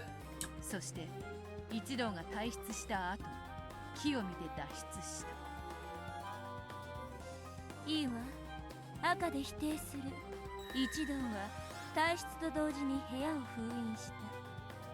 その退出に犯人が加わるの。そして夏日の部屋、食堂、屋敷のすべての封印は決して破られることはない。ってことはつまりベッドの下に隠れて後でこっそり抜け出すというトリックは使えないってことなのね。Seems like it. 面白い。なかなかだぜ、ベルンカステル。どうも。This was a crime of the second Twilight. The scene was Nazi's room, a locked closed room. This time, all of the servants with master keys have alibis. The whole group, realizing the danger of being inside the mansion, took shelter in the guest house. The fourth Twilight? We skipped the third? All those who took refuge in the guest house decided to hole up in there until the typhoon passed. There, if everyone watched everyone else, they should be able to prevent further crimes both from inside and outside. However, they wouldn't be able to keep it up without any breaks until the typhoon passed. Once again, their action left a weak point open and they were faced with yet another tragedy. 用事で表へ出たシャノンちゃんとカノン君がいつまでも戻らないんだ。ジョージ兄さんの騒ぎだし、全員で外に出てシャノンたちを探すことになったんだ。シャノンさんはバラ庭園に倒れておりました。おいたわし。生きててくれと願ったさ。でも僕は彼女が死んでいることを認めなければならなかった。Forced to acknowledge, but not forced to, basically confirm. 無論私も検視し彼女の死亡を確認しました。 Never mind, Ganjo shot, not Ganjo, sorry, Nanjo shot that down in 5 seconds flat. 二人が出かけた時、私たちはゲストハウスの戸締まりを確認するためにいろいろとやっていました。だから私たちにはみんなアリバイがないのです。僕が殺すものか、僕に殺せるものか。Maybe if she's told no, if she rejected your offer. ジョージお兄ちゃんには殺せないね。She's not saying it in purple. その後、ジョージ兄さんにだけはアリバイがあることが分かったんだ。シャノン殺しに限ってはジョージ兄さんには不可能なんだ。I see. 逆に言えばジョージの兄貴以外なら誰にでも殺したわけだ。 I see. 犯人に悪用されるのを防ぐため、シャノンさんの持ってたマスターキーはその場で破壊しました。 Oh, only Shannon died. Yeah, well, then it could have been Canon, right? シャノンが殺されると同時にカノンは永遠に行方不明となるわ。 Oh, I think there's a reason why. 以後カノンは殺されたものとして扱う。Ah, I see what she did カ here. ノンのマスターキーも破壊されたものとして扱う。まあ無粋だから割愛するけどシャノンが死んだんだからそういうことになるわよね。Yeah, basically, Shannon and Canon are a package deal. If you take one, that's a double kill automatically. つまり Because technically, it's just one person. 死体はなくともシャノンとカノンは同時に殺されたという解釈で良いのか。 Yeah, we can interpret this as Shannon is just one person. Shannon and Canon, well, we saw in episode 7 they couldn't be on stage at the same time, could they? そうなるよ。順調に事件が進んでいくな。This was a crime of the fourth Twilight. The scene was the Rose Garden. There were no locks or doors. It was a closed room, so the master keys were no longer a factor. Then the pace of the crimes began to accelerate. The fifth and the sixth Twilight. Okay. What happened? Everyone took shelter in the guest house. They carefully sealed all doors and windows, locking themselves in a closed room. However, several closed room murders had already occurred. Could locking themselves in a closed room do anything more than invite another tragedy? After arguing furiously in the cousin room about finding the culprit, they decided that they should double-check Nanjo, Kumasawa, and Golda's testimony. And there, they learned that a tragedy had occurred once more. ゴーダさんも熊沢さんもこの傷では即死だったでしょう。新しい死に方です。この傷で生きてるわけあるもんか。死んでるよ。ゴーダさんも熊沢さんも。戸締まり確認とか見回りとかいろいろやってたからな。今回もまた俺たちには全員アリバイがない。そんなことはないよ。見てごらん。あんな殺し方をしたら絶対に犯人は返り血を浴びるはずなんだ。でもいとこ全員もそして南條先生も返り血は浴びてないね。Cleaning, rain. 私たち全員は、つまりいとこ4人と南條先生には、ゴーダさんと熊沢さんは殺せない。Interesting. となれば犯人は俺たち以外の誰かであることは明白だ。何者かの侵入を疑って調べたけど、ゲストハウスの戸締まりは完璧だった。犯人はやはりマスターキーを持っているのかもしれません。それはありえねえぜ。マスターキーはもうここで死んでる2人の2本以外存在しない。Well, 現存する2本のマスターキーがこうしてゲストハウス内に残っている2ゲストハウスは完璧な密室なんだ。完璧でないから人が死んだんだけどね。This was a crime of the fifth and sixth Twilights. The scene was the closed room known as the guest house. Golda's and Kumasawa's master keys were also destroyed, meaning that all master keys have now been lost. Now, no one can break into this closed room guest house. At least, that should have been the case. But the seventh Twilight. Okay, what's... This time, Dr. Nanjo was killed. He died in the entrance hall of the guest house. It was far too foolish of him to come here alone to check that everything was locked. 死んでる。殺されてる。僕でさえこれは即死だったに違いないと一目でわかるよ。戸締まりは完璧だよ。密室なのにどうして？じゃあ俺たちの中に犯人がいるってことになるぞ。 What are the cousins, huh? それはありえない。Maria Butler, George Nissan, and I could have killed Dr. Nanjo. そもそもゲストハウス内で南條先生を殺すことは不可能なんだ。しかもこれを見ろよ。つまりこいつは南條先生がゲストハウスを出ていない証拠だ。じゃあ南條先生は殺せないってことになるね。なのになんで殺されてるの？ Well, no one could answer that innocent question. This was the seventh Twilight. Once again, the crime scene was a closed room known as the guest house. Various bits of evidence made this crime seem even more impossible. Then the tragedy reached the eighth Twilight, the final one. The eighth Twilight. Okay, what's going on? Who's gonna die now? By now it was clear that holding up wouldn't keep them safe. Jessica might have chosen anger as a way to numb her fear. She flew out of the guest house in a rage, searching for the culprit that surely hid somewhere outside.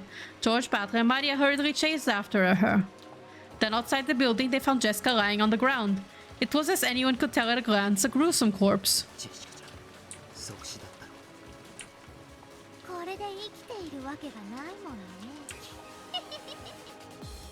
Jesus. 3人でずっと一緒だった。俺もジョージの兄貴もマリアも。ジェシカは殺せねえぞ。私たち3人にジェシカは殺せない。マリアちゃんが人なんか殺すもんか。マリアちゃんには誰も殺せないよ。Yeah. ありがとう。my god, it really does feel like they're just Bern's mouthpieces, and it feels so, I don't know, it's different. Oh, okay, that's a very interesting way to put it. What the fuck?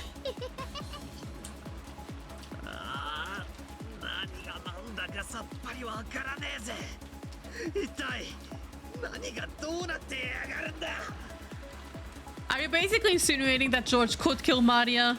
This was the 8th Twilight. The crime scene was outside. However, the three who chased after Jessica have alibis. George, Patra, and Maya couldn't have killed Jessica. So, is there really someone hiding on this island apart from the Ushiromiya family? The curtain is lowered on this tale for now. The fuck? No after credits, no nothing.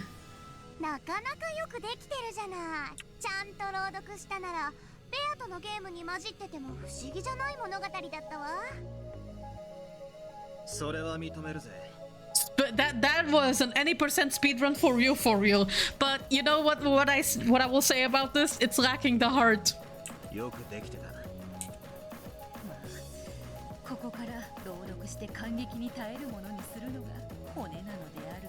Basically, all of Umineko's game boards would be this fast if you also remove all the meaty parts of it, you know, like the dialogues, the emotions, the aftermath, the build-ups, the foreshadowing, the everything, and there's nothing of that. It's just basically, it feels like I'm playing an Ace Attorney case where you don't even have the investigation days, you just have the autopsy report and you're reading the autopsy report. That's how it feels like.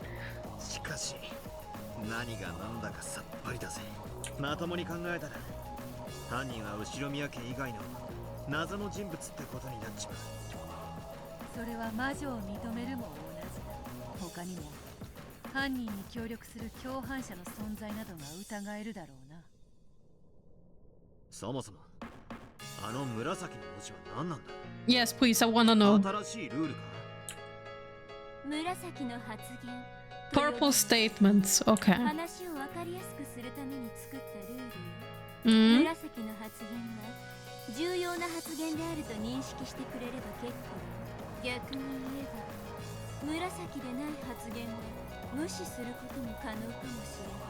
So it's basically so that you can speedrun through the autopsy report even faster.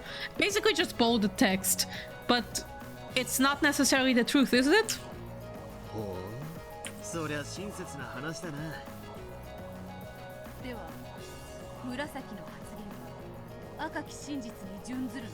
That's what I want to know. Okay.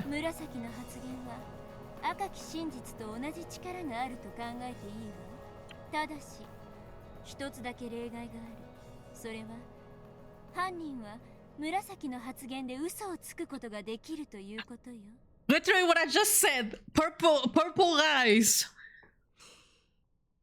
なるほど。逆に言えば、犯人以外は嘘をつけないってわけか。interesting. 紫の発言。これがどうやらベルンカステル教のゲームの鍵であるわけだな。So it's basically find out who's lying. We kind of had a little bit of foreshadowing with this, didn't we? With KDS and Rudo's liar games. I think this is gonna be a similar angle. Okay, I'm listening. The definition of culprit is one who murders. It is possible for a culprit to lie. It is possible for a culprit to lie even before committing murder. Characters who are not culprits only speak the truth. Characters who are not culprits may not cooperate with a culprit. A culprit must carry out all murders directly by their own hands. A culprit must not die. A culprit must be among the characters appearing in the story.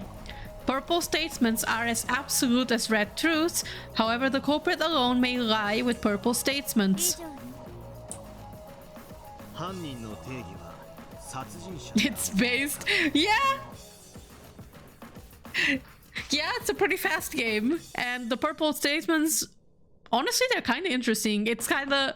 You know, it's kind of like you were giving me cross-examinations like in an Ace Attorney.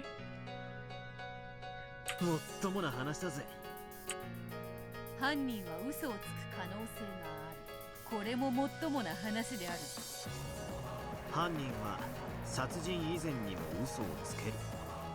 そりゃそうだろうな。犯人でない人物は真実のみを語る。ありがたい話であるな。犯人でない人物は犯人に協力しないですって。これはつまり口裏を合わせる共犯者がいないという。So what basically happens is that the liar has to match with the person telling the truth, more or less. But I imagine they can make a little bit of wordplay to make it sound like it matches what the not culprit says, but it's actually a very stealthy lie. やられたな。犯人をかばってアリバイを捏造している奴がいると疑ってたんだが。おあいにくね。犯人は全ての殺人を自らの手で直接を、つまりトラップなどの遠距離殺人、間接殺人はないというわけだ。犯人が死ぬことはない。つまり殺害後密室を構築して自殺ってことはないってわけか。それはつまり死者は犯人ではないってことにもなるわね。Yeah, well, a culprit cannot die, right? それは地味に重要な情報であるぞ。So, we only have two options who could be the culprit, right? It's either Battler or George. 犯人は登場人物の中にいる。Let me just check something. Dead people can't be culprits, okay. 未知の人物が島に紛れ込んでってのはなしってわけだ。登場人物は金像を除いたいつものお約束の17人。それ以外は登場しないし関係もない。紫の発言は赤き真実と同じ価値がある。ただし犯人のみ紫の発言で嘘がつける。これが厄介であるな。ゲームの肝ってところだろうぜ。それでゲームの前提とやらは終わりか。 It's a liar game. Let's go. 付け加えるとしたら朗読者は嘘をつかないというくらいかしら。つまりやってもよかったけれどゲームが複雑になってめんどくさいし。Outside of spoken statements, there are no lies in the narration. I could have added that stuff if I wanted, but it'd be a pain and make things complicated. Okay, so the only way you can bend the truth is with the purple statements only. 魔女の特権を自ら手放すと大した余裕であるな。それでも勝てるつもりなんだろうぜ。私からは以上で全てよ。これ以上は何の質問もヒントも出すつもりはないわ。立ち会い人として最後に改めて宣言するわ。以上の情報で犯人が特定できることを保証する。よし、了解した。腕が鳴るぞ。そなたと共にまた同じミステリーに挑めるとはな。No. They've come so far. They were fighting each other. Ripping at each other. Or more like Patrick was ripping at Beato. And now they are going through this together, just like good old days, huh? Oh, I kinda like this. They don't necessarily have to lie, though. Yeah, that's true. So that's what I meant with. I feel like the liar game that we played with Kitty and Rudolph, like in the party, was kind of foreshadowing to this. It's kind of like similar, or like how in Ace Attorney you have certain statements that you can. No, sorry, it's not in Ace Attorney where that happens. It's in Danganronpa. Sorry, in Danganronpa you sometimes have text that's highlighted, and you have to pick out which of the texts that are contradictions, more or less. Mute myself. Now Bern just simply sits back, drinks a tea, has a snack. This is a real game between you and me. I recommend finding some paper and something to write with. That is, if you really intend to fight me. If you do get completely stuck, maybe you should listen in on Balter and Beato's reasoning. We'll have those be hints for when you get absolutely stumped and can't move forward. Well, still, I'd rather fight you one-on-one. What you mean? If you plan to enjoy our little duel, then try defeating me by your own power alone without relying on hints. Okay, let's enjoy ourselves, shall we? Enjoy this game that I've created just for you. What? So you're telling me I have to solve this? Wait, can I save? I want to save? Oh my god! Hold on. Hold the fucking second.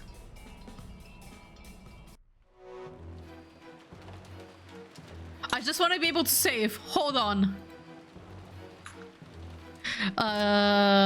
Save. Let's make 2 save states just in case. Okay. Can I go back? From here? Okay, but we'll read it again. Okay, so we're gonna need a piece of paper. I mean... gotta do the same thing that I did when I tried to solve Maria's puzzle. Oh my god, am I gonna have to make for the next time I stream Umineko, have like a whole ass overlay ready just for notes? Is that it? Is that what's gonna happen? I'm gonna use a piece of paper for now. Paper and some... a pen. I'll use the pen for now. Okay, the dining hall was locked up.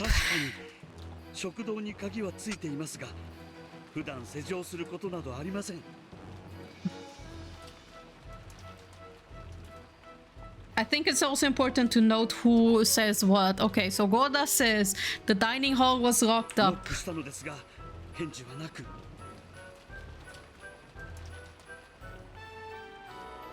Let me write this down. The dining hall was locked up.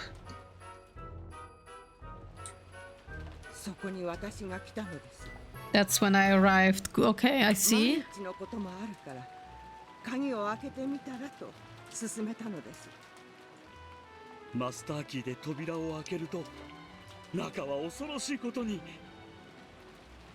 Well, since Goda and Kumasawa die, we do know that they're stating the truth.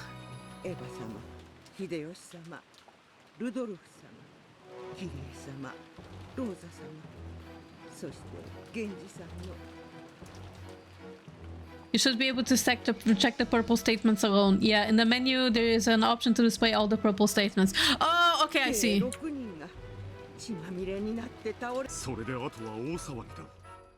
Eva-sama, Hideyoshi-sama, Rudolph-sama, Kirie-sama.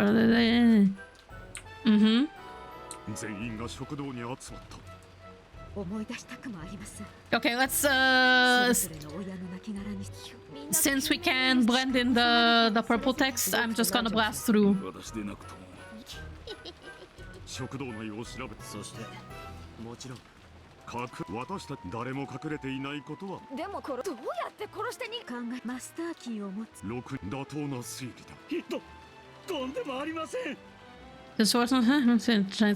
Okay, since there was no chance of the culprit hiding inside the dining hall, it made sense to assume that the culprit locked the door after committing the murder and exiting the room. It was only natural that the servants with their master keys would fall under suspicion. Sadly enough, none of the servants had an alibi. Then again, it wasn't only the servants. Everyone else lacked an alibi. Okay, we already read that. Okay, so let's go back. Okay, we've seen it. Just keep going.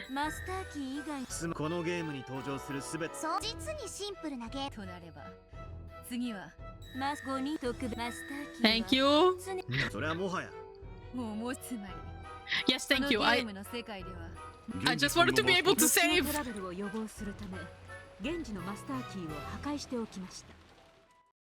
Okay, we're back. How do I go back? So how do I go back? Oh, there we go. It's by with right mouse click. Ah, there we go. That's where you save. Oh, Cozy Kakera, thank you for the follow. Welcome, welcome. Welcome to the Chaos Zone. I am scared and I am racking my brain right now trying to figure out. Okay, show rules. Check purple. That's what I wanted. How would you like to view the purple statements by character, please? Select the character whose purple statements you would like to check. Everyone gathered in the dining hall. After inspecting the interior of the dining hall, we determined that all of the doors and windows had been locked, making it a closed room. It's clear that no one is hiding. To guard against trouble later on, we destroyed Genji's master key. That's -1 key. Over the room, looking for a clue. I found that the windows and doors were all locked, making it a closed room. I'm sure the culprit left some sort of clue in this room. We made sure that no one would be able to enter or leave until the police arrived. George Nissan got upset, so we all went outside to look for them. At the very least, George Nissan couldn't possibly have killed Shannon. Shannon are both dead. Okay, hold on. I want to just compare the first Twilight for now, so...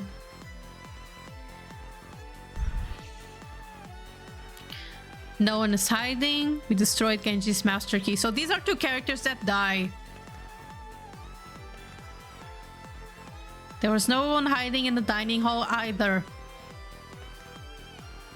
Yeah, both George and Kraus have statements that corroborate each other. Yeah. What about Battler? And nothing suspicious was found inside the dining hall. Take note. All of the victims died instantly. No one is going to mistakenly confirm a death, even those other than myself. Each of the children confirmed the deaths of their own parents. Each of the children, so... George... Battler... and Maria.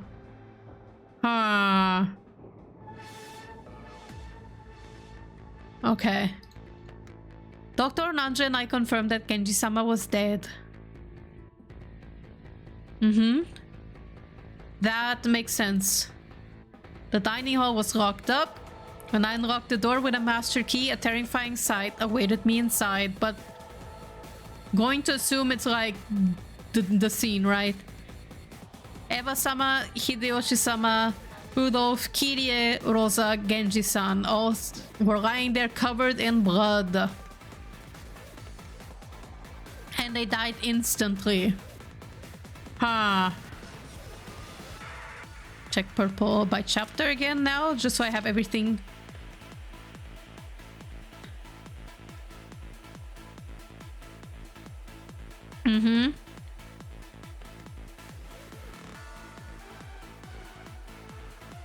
There was a chance they might have been alive still. Everyone was shaking them desperately.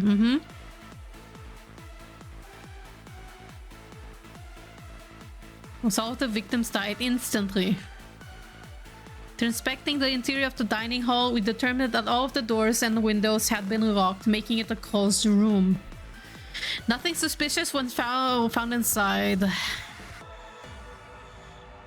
There was no one hiding in the dining hall either. We destroyed Kenji's master key, but only after he died, right? Regarding master keys. Unlock with a master key. Of course, it is possible to lock or unlock the doors from inside the room even without a master key. We'll consider master keys to be the only keys that exist. There are 5 master keys total. One is held by each of the 5 servants. Possible for them to be stolen, handed over, or used by any human other than themselves. Okay. This one is tricky.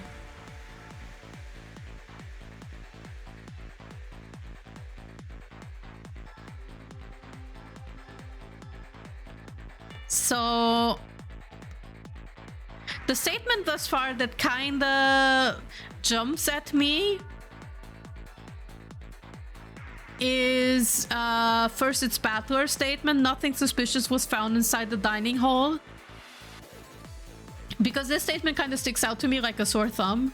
And the other one that makes me a bit curious is...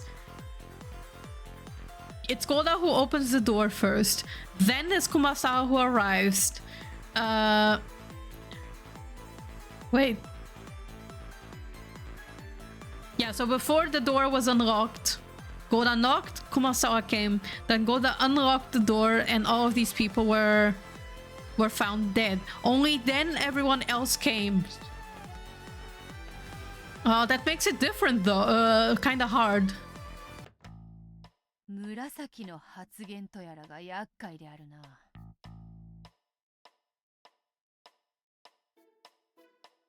Yeah, in the menu there is an option to display.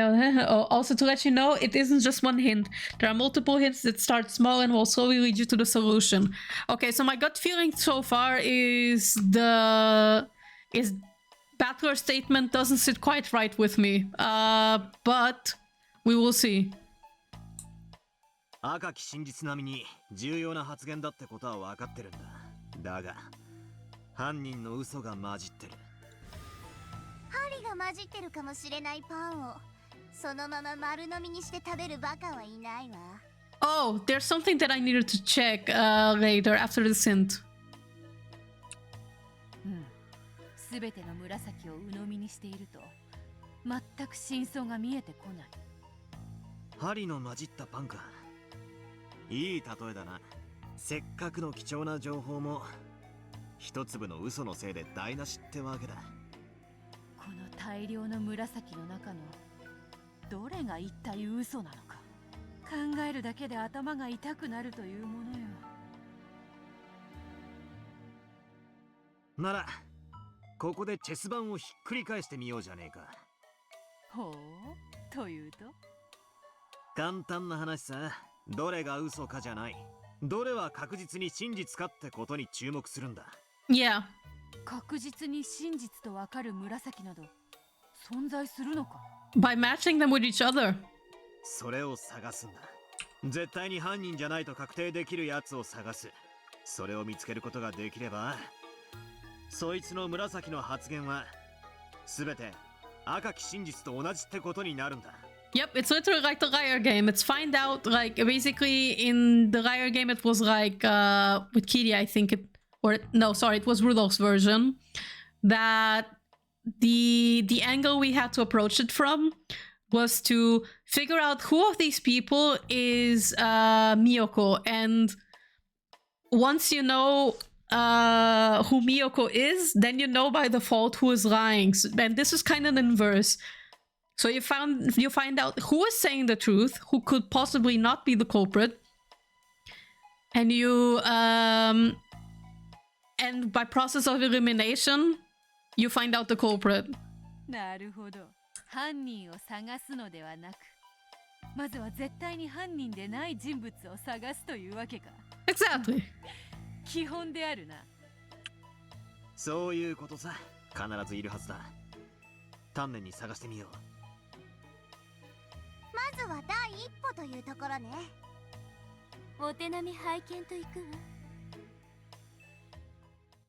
わ。Alright. What I want to check, however, now though is, well, I want to check the rules. A culprit is defined as one who murders. It is possible for a culprit to lie. Okay, it is possible for a culprit to lie even before committing murder.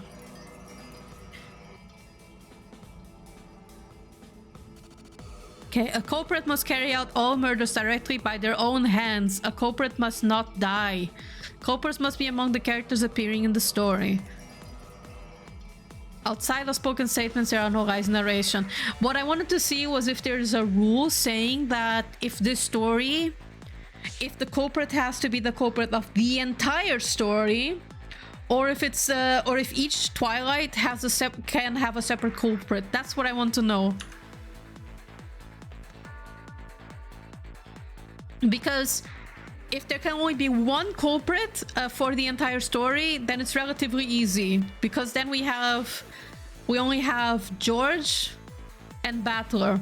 Those are the only two who are left, basically. Because Mania cannot kill.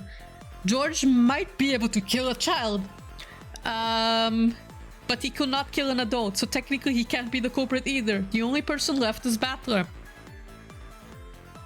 So I'm gonna check the other purples by chapter. But then the problem becomes, how do the people kill each other in the first, second, and third Twilight and such, right? So I think it's important to know if we can have multiple culprits or not. Madam's room was locked. I unlocked the door. Kraus and Nazi lay sprawled on the floor inside the room. Okay. This part we can guess that either Kraus or Nazi might have locked the room from the inside, because it's possible to lock rooms from the inside without a master key. So Dr. Nanjo checked their pulse.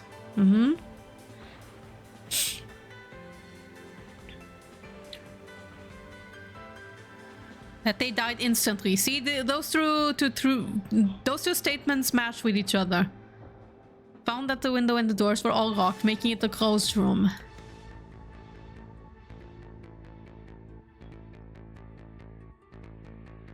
Yes, that all matches. Alibi is for the servants. All of the servants were together the whole time. Oh, yeah. Genji's master key. Now, why is Genji's master key relevant here, right? You made sure that no one would be able to enter or leave until the police arrived. We did the same in the dining hall. We also sealed the dining hall in the same way. Yep, this all matches with each other. Layout of the mansion. All the windows had steel bars. Yeah, that's the thing that Bern said. Culprit of the first Twilight. The culprit of the first Twilight really did kill 6 people. But it doesn't say that it has to be the 6 people that were shown, right?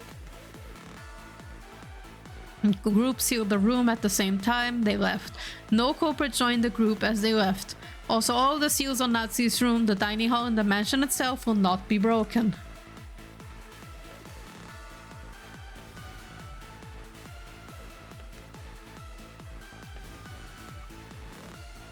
I wanna save.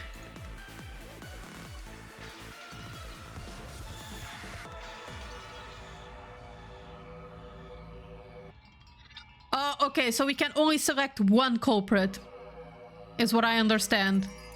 Sorry, we're returning to main menu, because I want to check the rest. Hello, hello, how's everyone doing? Hi, Tablespoon, how you doing? Happy Umineko Thursday.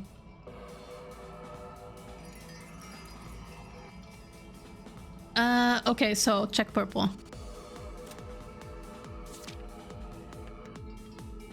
We all went outside to look for them. I was forced to acknowledge that she was dead. I also examined her and confirmed her death.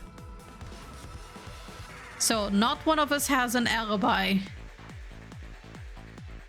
Yeah, George didn't. Couldn't kill her. At the very least, George Nissan couldn't possibly have killed Shannon. Anyone other than George Aniki could have killed her. Yeah, that's also true.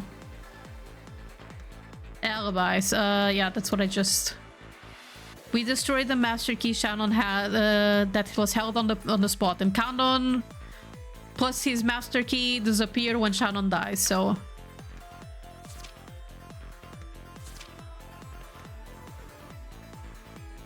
Goda-san and Kumasawa-san died instantly. Goda-san and Kumasawa-san are both dead, yeah, those are true. Well, we have been busy. None of us has an alibi. None of us?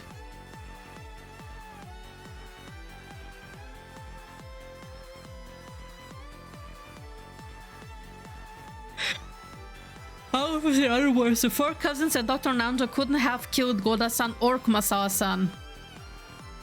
Okay, this becomes tricky.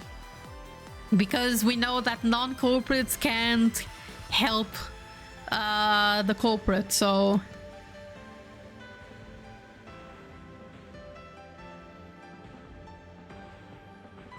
That's impossible. No master keys exist anymore except the 2 keys on the people who lie dead there.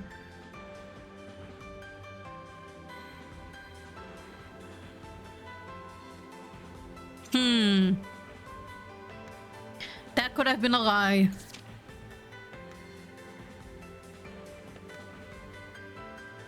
Here, this is what I want to guess.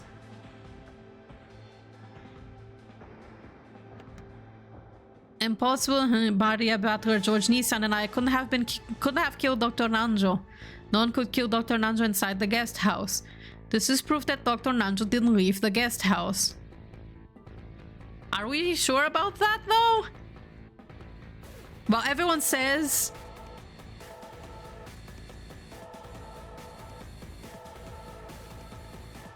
that Nanjo couldn't have been killed inside the guest house.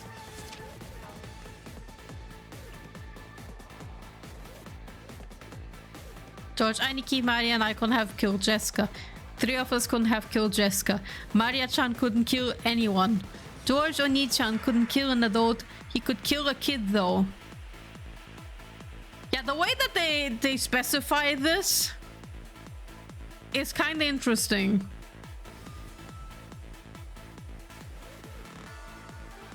Okay, so I'm gonna check just one more hint and then I'll shoot my shot because my gut feeling is saying Battler.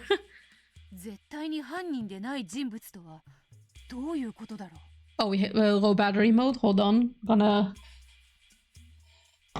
connect the... Where's the cable? To my power bank. Hold on. Where did it go? Hold on, guys. I need the cable for my power bank, otherwise I'm kind of fucked.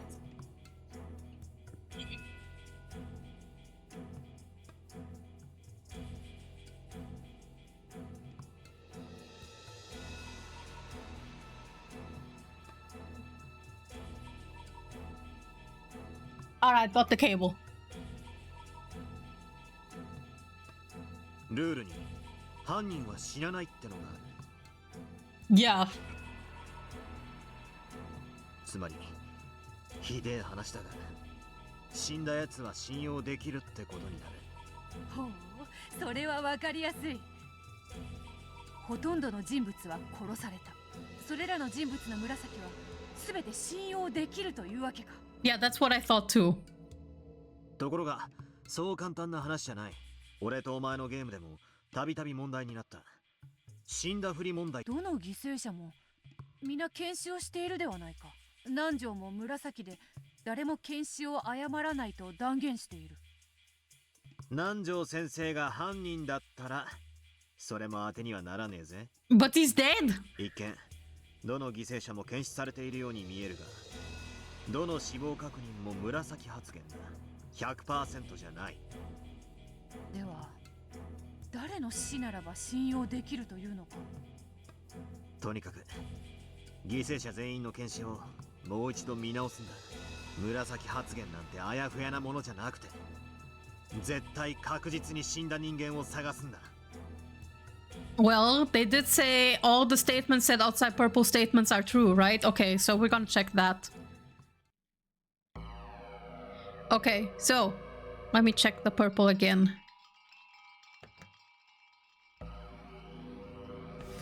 Wait, sorry. Check purple by chapter. That's what I wanted. Okay, 6 corpses.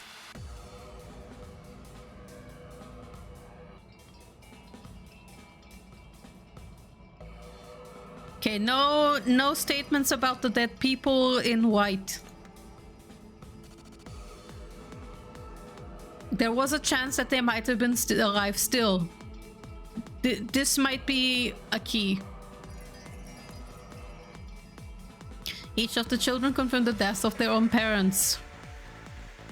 Genji-sama was dead. Ready to be killed. All the victims died instantly.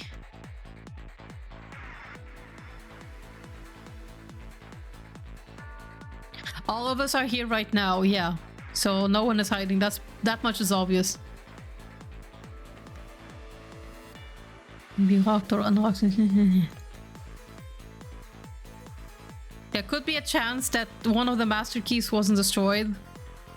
But it did say that they can't be stolen, right? So I'm going to assume that's the truth. We found Shannon lying there.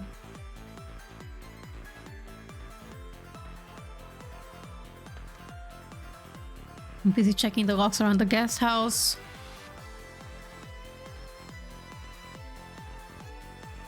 Yeah, we learned that George Nissan alone had an alibi. So George... It can't be George.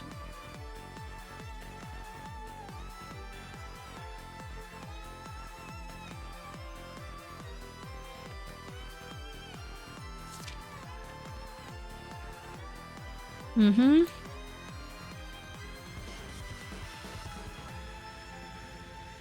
They lay sprawled on the floor inside the room, but it's not said that they're dead here by canon. Check their pose. Then he announced that the two of them had died instantly.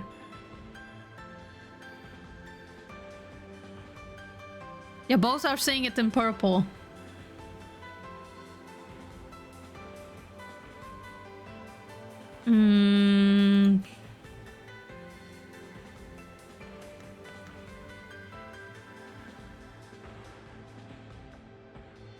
Yeah, some clue was left in the room.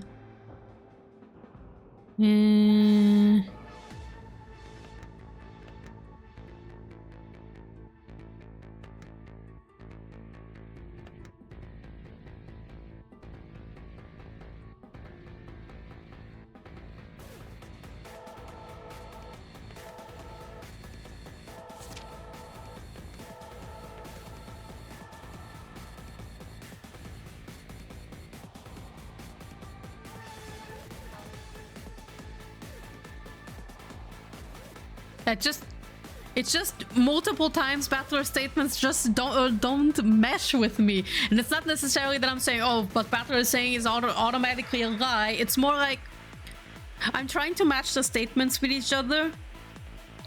And multiple times I get the feeling that something about Battler's statements are just off. So I'm gonna shoot my shot, okay? Okay, guys, I'm gonna shoot my shot. Can I select multiple people? Oh, you can select multiple people! Oh shit, okay, this changes everything. This changes everything.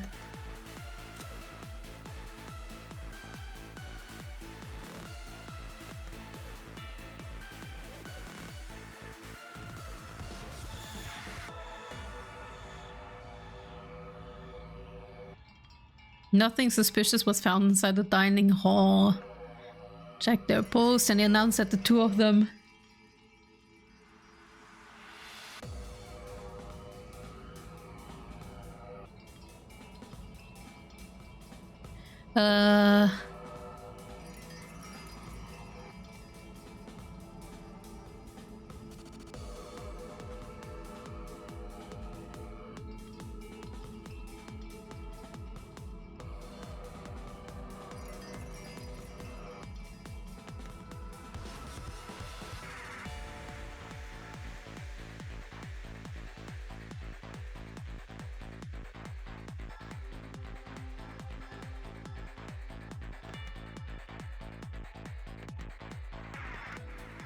I don't think that's quite a lie, the part that they couldn't have killed Jessica, because they do have an alibi, the three kids.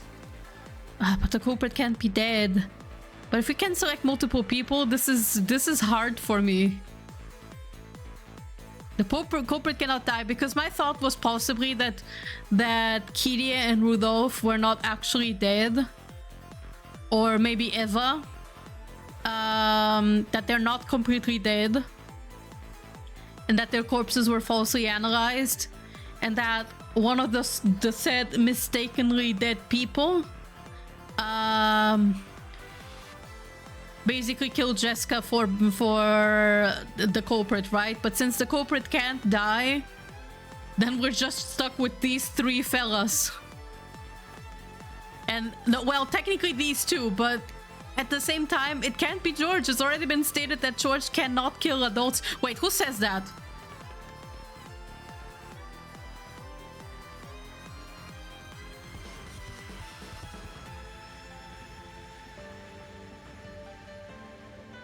Wait.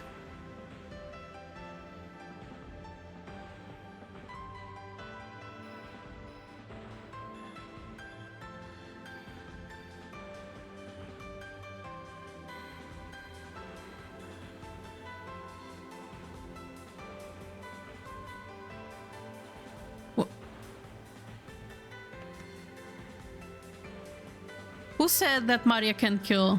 Maria-chan couldn't kill anyone.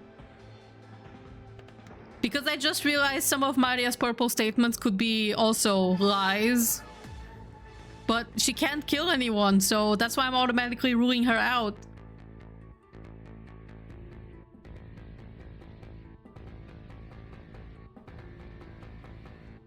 Huh.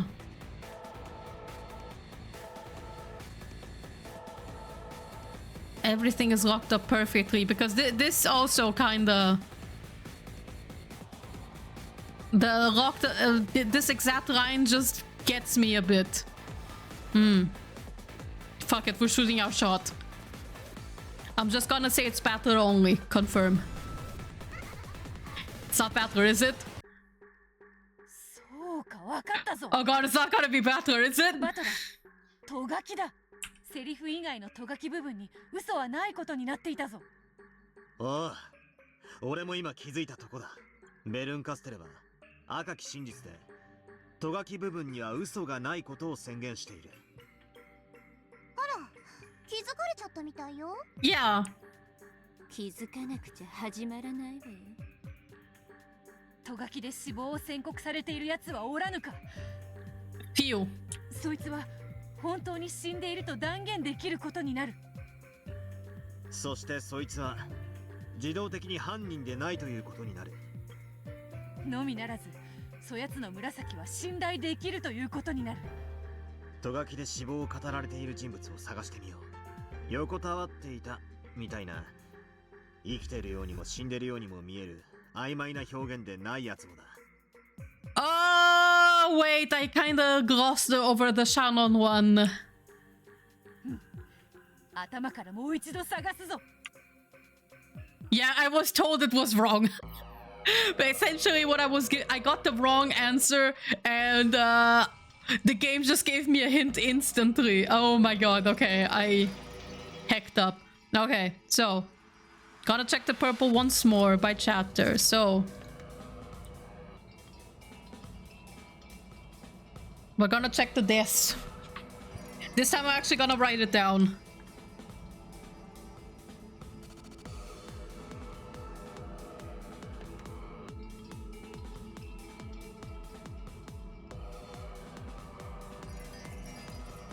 Yeah, this could be a lie. Each of the children confirmed the deaths of their own parents. Wait to be killed. Yeah. Nothing here. Of course, naturally all of us are here right now.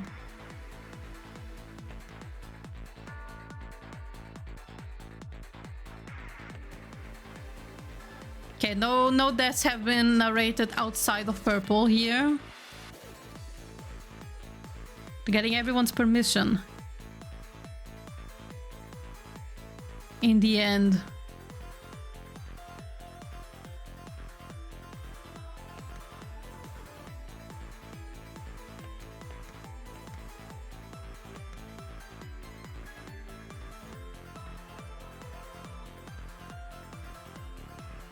Oh, I've been making it a close room.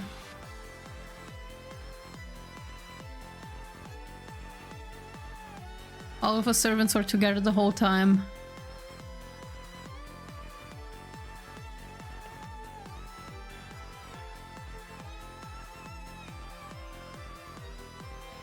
Nope, nothing here.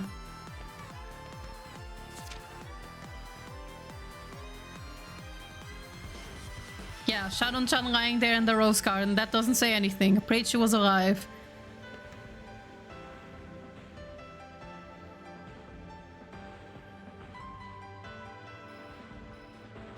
How could I have killed her?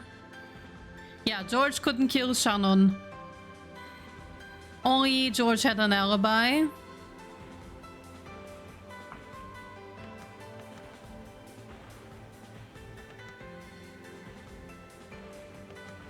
Nothing here.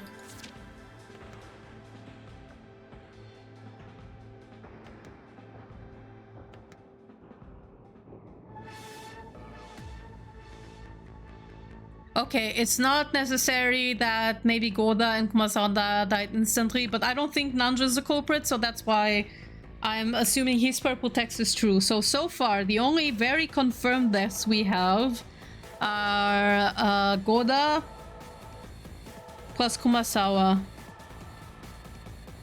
So those two are guaranteed dead.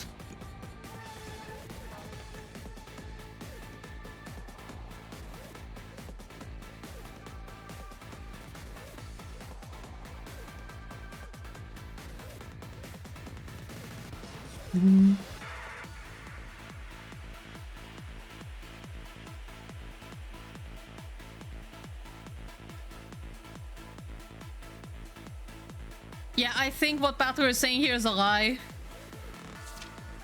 But I did shoot my shot with Batter, so...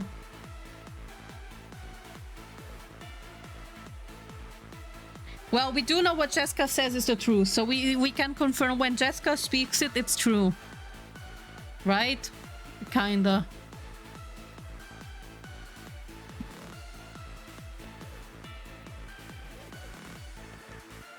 So, let's say Nanjo is confirmed dead.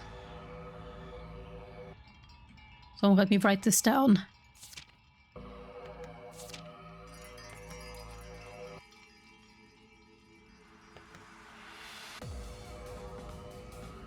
Maria can't kill anyone.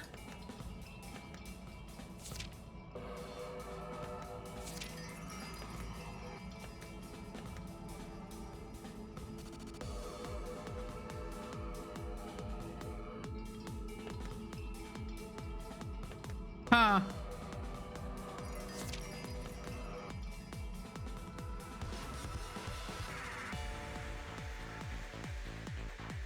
Yeah, Shannon is starting to stick out a little bit to me too, so... Besides that, Jessica said that the cousin couldn't have killed Nanjo. Yeah, that's true as well.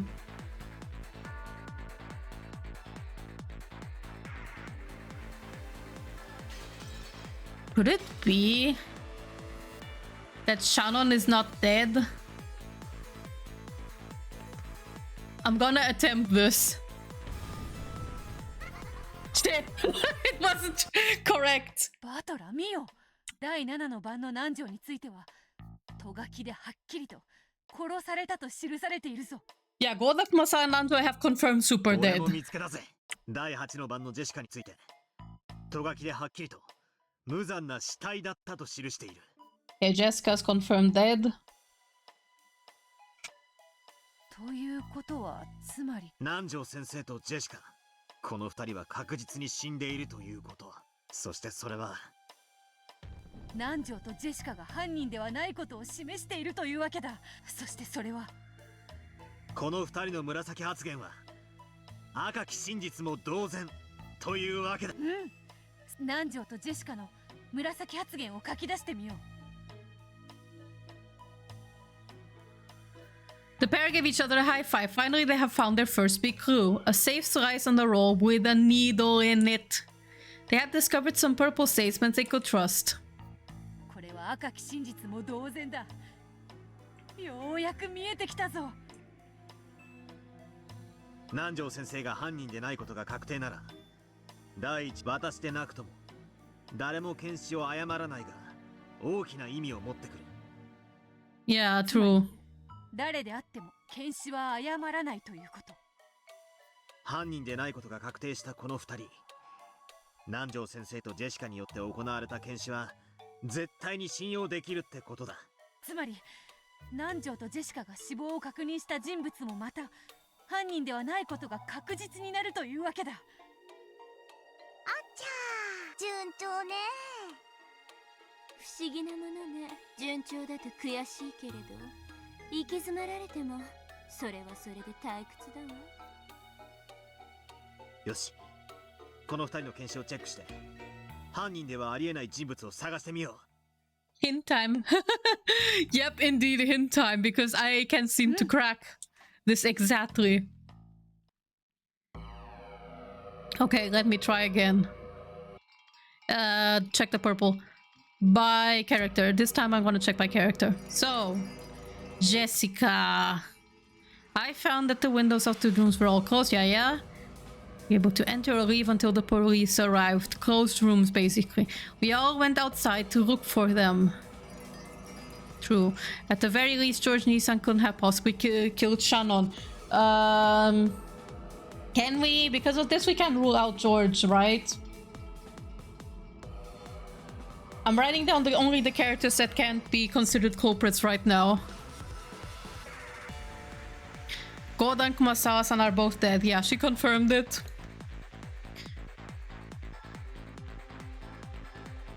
The four cousins and Dr. Nanjo couldn't have killed Goda-san or Kumasawa-san, so it's someone else. It can't even be Battler. Nanjo's dead, she confirmed it. Maria, Battler, George Nissan, and I couldn't have killed Dr. Nanjo. Okay, so the culprits for Nanjo, as well as Goda and Kumasawa, cannot have been Battler. So, oh, this one is not.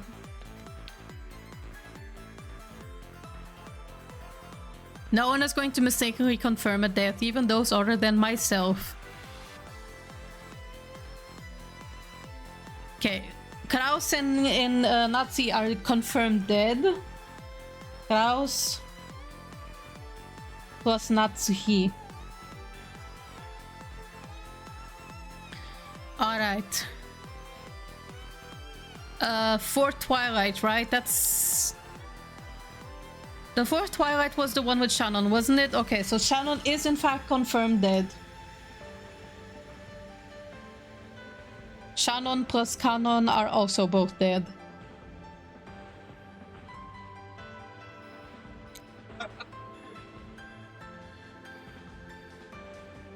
Yeah, and in Goda-san's and Kumasawa's case, we do know that they died instantly. Alright, okay, so these are the two statements that we can trust. Let me check something else now. So no one can mistakenly check a corpse and say they are dead, right?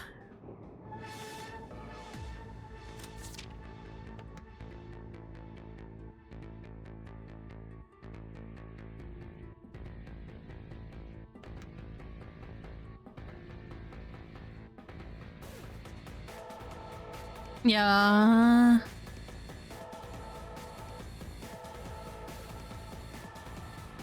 Brit will definitely get blood splatter on themselves, but what if they already had blood splatter on them? What then? Dr. Nanjo and the cousins have no blood on them, so they're technically confirmed not to be the culprits in this case. The four cousins and Dr. Nanjo couldn't have killed Goda-san or Kumasawa-san, so we can at least rule out the cousins for several of these murders.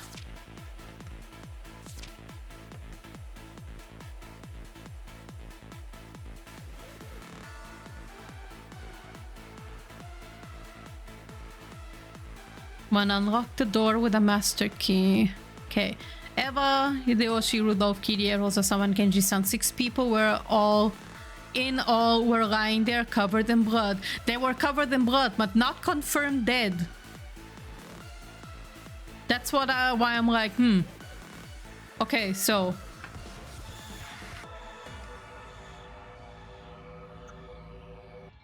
Everyone gathered in the dining hall.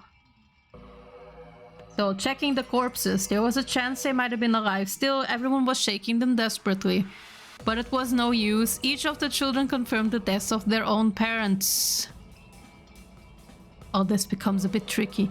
Dr. Nanjo and I confirmed that Genji-sama was dead. Well, Kanon is dead, so we can actually also kind of take his word. So I'm going to assume, because of this, that Genji is confirmed dead.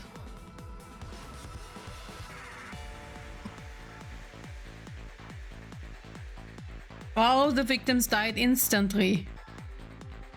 But the rafter is there too. Why is the rafter there? Why is it in purple? Maria, are you lying? I mean, she can't lie. She can't kill people. So she can't be the culprit because the culprit has to kill.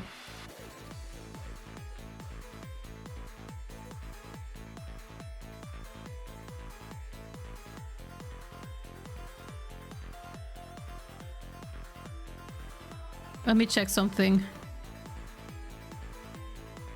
Genji is dead.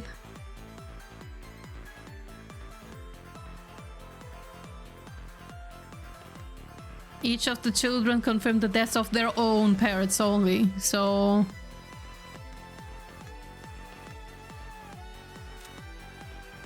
Yeah, they wouldn't show the family tree like this unless this was relevant.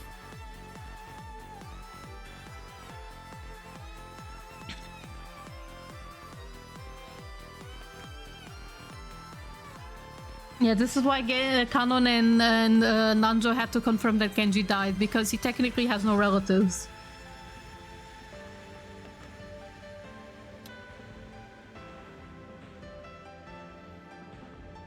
Does Jessica say that Nanjo died? He's dead, he's been killed. Yep, okay. Nanjo's confirmed that, like I said.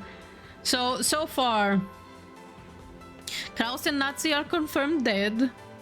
Nanjo's confirmed dead.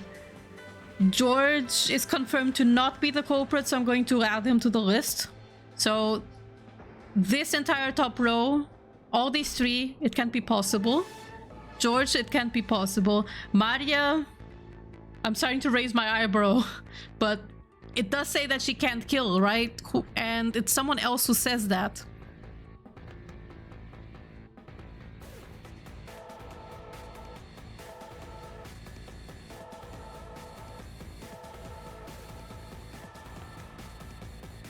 Correct. Yeah. Nanjo. So 1, 2, 3, 4, 5, 6, 7, 8, 9, 10. Well, and Rosa, right? Rosa was confirmed dead. So I'm gonna write Rosa down as well. It does say that each of the cousins checked the deaths of their parents, so technically this should also mean that Kiri and Rudolph are also dead.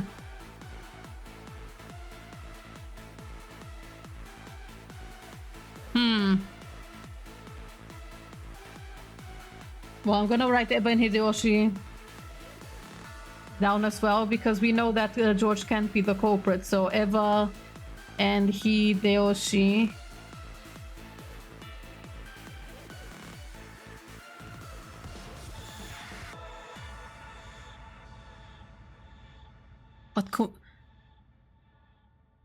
But no one exactly confirmed. The thing is that I keep thinking back on is no one 100% confirmed in text very directly that it's not Hideyoshi or Eva, and neither Kraus and sorry, not Kraus, Rudolph and Kirie that died.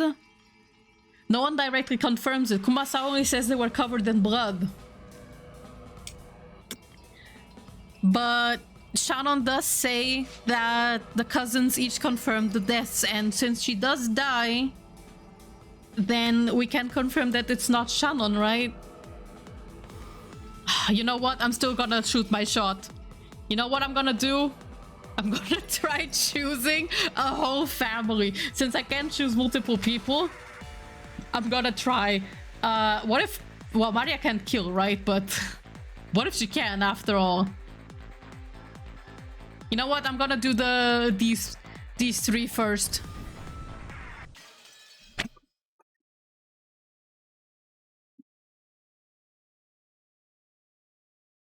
Are you serious?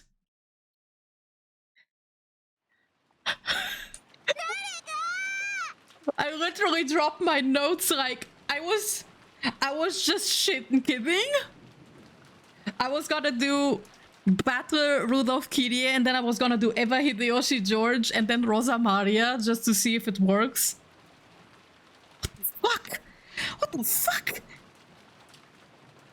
Shit!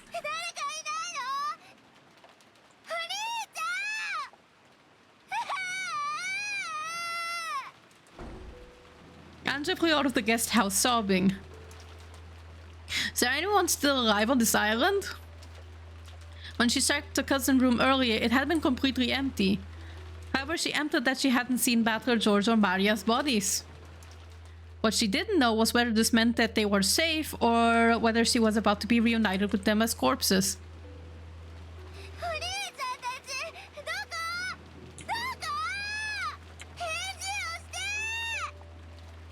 She dashed around through the rain. Where was she going? Nowhere in particular. The lost little sister dashed around in circles searching for her brother, drenched with rain and all alone.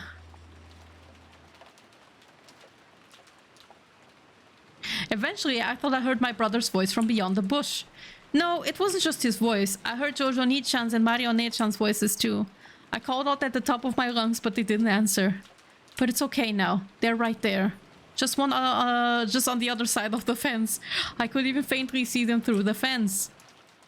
When I ran through the fence, I found myself standing in front of a shed or something.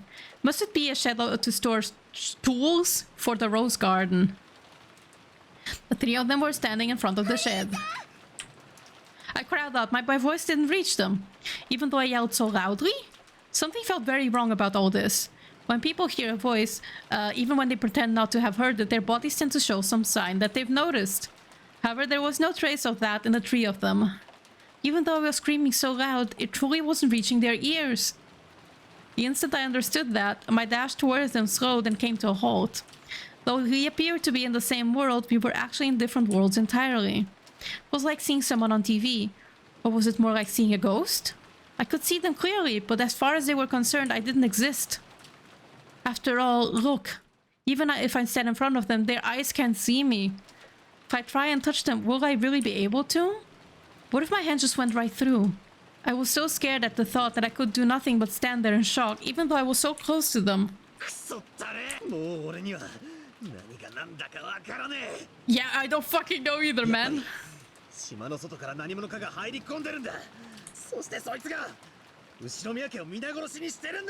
Oh my god. どんなに閉じこもっても必ず誰かが殺されてしまう。やっぱりこれは魔女の仕業。みんな落ち着いて考えよう。この島には後ろ宮家の人間以外は存在しないんだ。Like, okay, like my gut feeling was on Battler the entire time that he had to be the culprit because he's the only one who matched, but then I was like, yeah, well, then who are his accomplices, though? そんなはずはねえぜ。だって現にこうして後ろ宮家の誰にも不可能な殺人が何度も起こってるじゃねえか。 So I had thought maybe it is all those three, Rudolph, Kirie, and Battler, because Rudolph and Kirie are in fact the true culprits, but also like I thought, okay, maybe these three can be accomplices, but it's most likely not. And then I thought, okay, maybe it's Battler and Shannon. Sorry, not Battler and Shannon, because Shannon is confirmed dead. I thought it was gonna be like maybe Battler and Eva, or maybe George and his parents, but nope. I threw something at a wall and it stuck. 本当にそうだろうか。僕たちには見落としがあるんじゃないだろうか。見落としって？例えば、そうさ、死んだふりとか。Yeah, I thought so. Because, like I said, Kumasawa said everyone was covered in blood. この島に後ろ宮家の人間しかいない以上、犯人だって後ろ宮家の人間しかいないんだ。だとしたら僕たちが死んだと思い込んでいる誰かが実は死んで。しかし兄貴、それはありえねえぜ。全員の死体を必ず誰かが検視してる。死んだふりなんか絶対にできねえはずだ。考えたくはない。でもその検視さえも偽られているとしたら。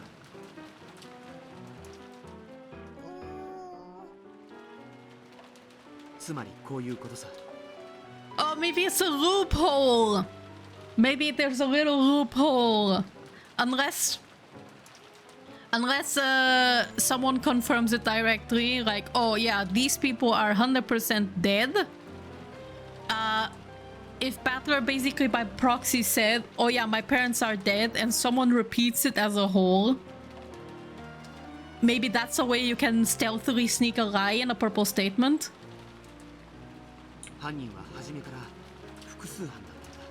Another fun hint is they all died instantly, and guess who happens to be good with guns? Yeah, I thought shotguns would have likely been the weapon, because shotguns as a weapon and like killing people instantly is kind of like a recurring theme in Umineko, right? And yeah, you're right, Kiria is good with guns. Exactly. 死んだふりをした犯人は犯行を重ね、あたかも後ろ宮家以外の人間が島に紛れ込んでいるかのような幻想を生み出す。ジョージの兄貴は後ろ宮家の誰かが犯人だってまだ疑ってんのかよ。 Yep。 南條先生は殺された。殺された以上犯人ではないと考えるのが妥当だろう。そしてお医者である南條先生の検視が一番信頼できたと考えられる。 Yeah, but Nanjo did not check the other adults, did he? If so, then it's fair to say that the people whose death Nanjo checked were almost certainly dead. Who did Nanjo check? Kenji's corpse, Kraus and Natsu's corpses, Shannon's corpse, Godan Kumasawa-san's corpses. 最初の食堂の死体、あの6人の犠牲者のうち、南條先生は源氏さんの死体しか検証していないんだ。 Exactly, which is why it could have been also Eva and Hideyoshi. Yeah, if one of you is the liar though, you can maybe sneak in basically your own purple statement by proxy. しかし、南條先生が確認したわけじゃない。 You didn't know. 何を言ってんだよ。あの無芸殺され方でどう親父たちが生きてるってんだよ。それにジョージの兄貴は何を言ってるんだってことは俺たちの親の誰かが犯人だって言ってんのかよ。Yep. そりゃねえだろ。真っ先に殺されてこれだけ大勢が殺されてどうやったらさらにその上俺たちの親が犯人だなんて言えるんだよ。許せねえ。あんな殺され方をした親父たちをさらにこの上疑って恥ずかしめるなんてたとえジョージの兄貴でも許せねえ。Listen, it's always by Ace Attorney and the Detective Conan standards. The culprit is always the loudest yapper when they are cornered. ごめん。マリアのママはちゃんと死んでたよ。じゃあジョージお兄ちゃんの親かバトラの親かどっちかが犯人？ Yeah, I thought so. I literally thought if it's not Battler's parents, then it can only be Eva. もうよそう。マリアちゃん、僕もちょっと混乱してたみたいだ。 Well, technically Hideyoshi as well. ジョージお兄ちゃんはシャノンを殺さないよ。もうよせよ。俺たちの誰も親族を殺したりするわけなんかねえだろ。 You would. だからジョージお兄ちゃんがお父さんとお母さんが本当は生きてるのに死んでるなんて嘘をつかないと思う。 Damn, Mario, you're so perceptive. シャノンが殺されるような事件の片棒を担ぐわけがない。 Calmly, as though answering a quiz or a riddle, Maria spoke to George. Then, with a blank look on her face, she turned to Battler and spoke. You're a smart girl. バトラはお父さんとお母さんの死体を見たよね。 Yeah. ああ、見たさ。みんなも見ただろ。あんな血まみれでいねえ死に様で。バトラが嘘をついてると思う。I really love that she's so point blank about it. She's like, that's Cap. Huh? He's like, my parents died. どうしてそうなるんだよ。そうすると筋が通る。最初の食堂でバトラの両親は死んでなかったの。その片方が夏日おばさんたちを殺し、内側から鍵を閉めて部屋にとどまる。もう片方がそれ以降の殺人を引き継いだ。 Oh shit! Fuck! Oh my god. The only time where we confirmed that someone didn't like sneak out was only like hold on, sorry, let me regather my thoughts. The only time we got absolutely confirmed that no one was hiding and that everyone was present in the room was in the first Twilight. The second Twilight did not confirm if someone was hiding. In fact, Jessica even says in white text, there is a clue in this room.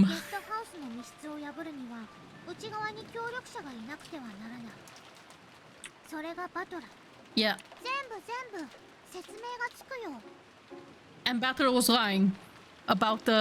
What did he say? That no one could have killed Gananjo in the guest house?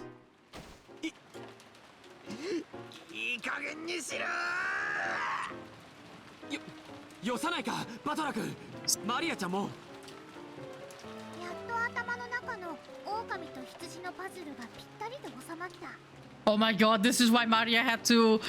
Is this why Maria had to die? She was too smart. She would have been like Ace Detective. Yes, yes you are.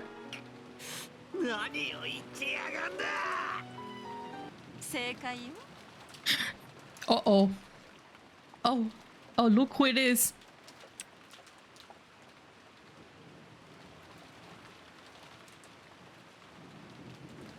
You blame me, I kill you. But I didn't blame you. The voice came from behind Ange. She spun around, surprised. They are covered in blood, yet wearing cheery expressions were Rudolph and Kirie. Hello.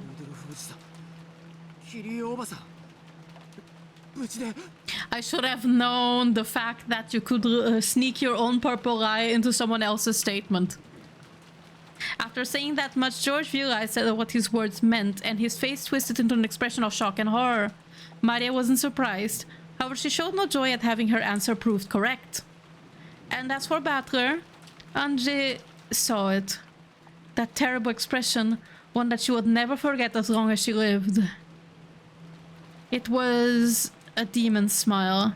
A hideous demon that she'd never see again twisted its face in a foul grin, and the truly horrible thing was that she saw it on her brother's face. I thought Butler pulled out a gun, but he didn't! Rudolph and Kirie lifted up the guns they had been holding behind them.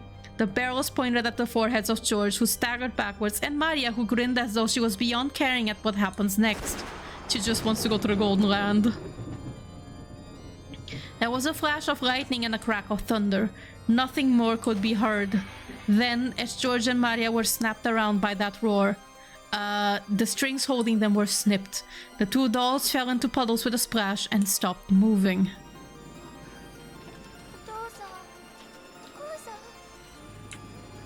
All of this occurred right before Ange's eyes. Oh my god, this CG. Thank you, Rika Koyama.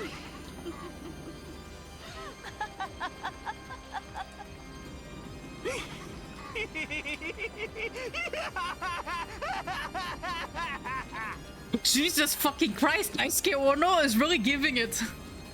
Angie, who stood stunned beside them, wasn't visible to their eyes.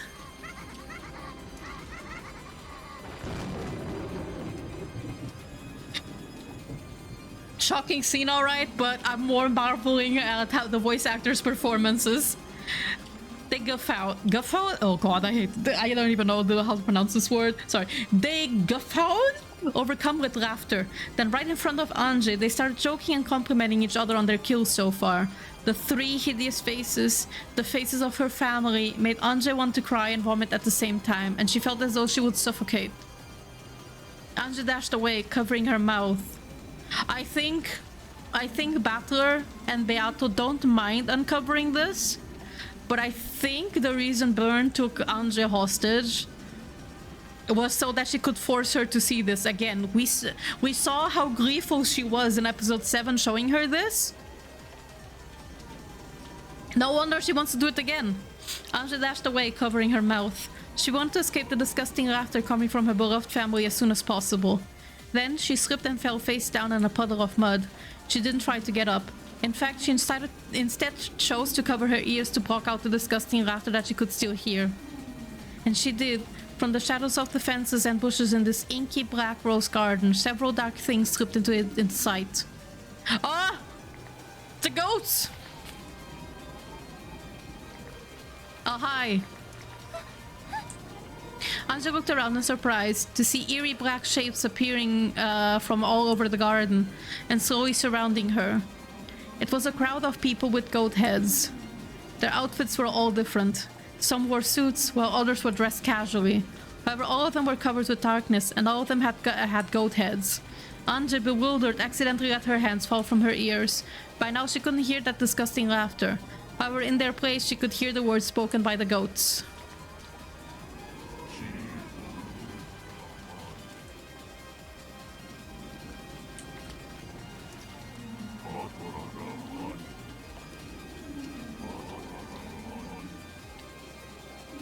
Oh, so I think the goats here are supposed to represent the people who are theorizing over the Ushiromiya tragedy. You know, the people who write their own forgeries, the ones who are trying to crack into this mystery like it's their fun project, and who are basically cruelly telling Anje that it was her parents who did everything, right? Even if they are right.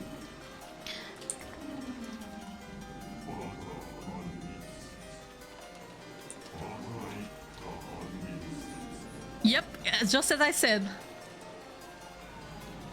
As the goats continued to mumble in eerie voices, they surrounded Anja and began to draw nearer. They all pressed around her, each of them naming Anja's family as the culprits. At first, everyone joined in on the Eva culprit theory. The sole survivor from Rokkenjima got almost all of the wealth to herself, so such a theory was only natural. Why was Ushiromiya Eva the only one who escaped to Kuwadorian? And why did she refuse so stubbornly to talk about what happened that day? Was decided that that Eva culprit theory fit all these facts.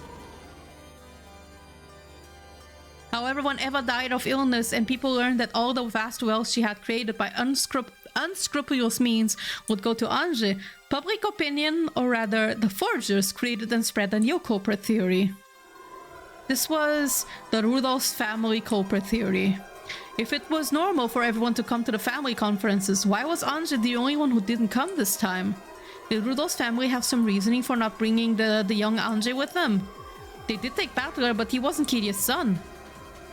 Then, when it was revealed in some magazines that Kirya's family had close ties to a massive gangster organization, all eyes suddenly gathered on Kirya herself. The truth of how Rudolph had made a killing out of fraudulent business practices was also laid bare. And almost immediately, the couple became thought as the most suspicious people on the island, while Kirya being part of the Yakuza. Which, honestly, feels almost unfair to Kirya in a way, because Kirya escaped the Sumeragis, basically. She forcefully broke out from them, right? That's why you have her sister resent her as much as she does, because she didn't want to be the next Yakuza heir. She didn't want to be a matriarch. And Kirya escaped via Rudolph, only for him to then ditch her later. But I don't think she went back to the Sumeragis. Kirya values her own freedom above all else, and well, Rudolph as well. So yeah, it's that whole guilt by association kind of thing, you know. It's a theme that appears in Yakuza as well, like the Yakuza series, but I won't get into it here. But basically, story short, the Yakuza games very often address this whole angle. If you are even once associated with the Yakuza, then you are automatically perceived as evil, and I think that's kinda the angle that they go with Kirya as well. Like, even if she detached herself from the Sumeragis, it doesn't matter. She is a Sumeragi. She is related to them. It doesn't matter if they want her dead, especially her sister. To them, once a Yakuza, always a Yakuza. Okay, sorry, I think I didn't read the part. Hideyoshi and Eva's companies might have been heavy-handed at times, but at least it had operated within the law. However, the more Rudolph's company was investigated, the more dirt was dug up. Furthermore, testimony was dug up about various scandals involving party tickets from the time Rudolph and Kiria were students, and it was clear that they were far more suspicious than Eva's family. And so, in a flash, the Rudolph family culprit theory expelled the other conspiracy theories, including the Eva culprit theory, and reigned as the greatest of them all. It wasn't really because it was more plausible than the Eva culprit theory. They had just gotten bored of the old theory and wanted a new sensation. Oh god, like vultures. They are like vultures.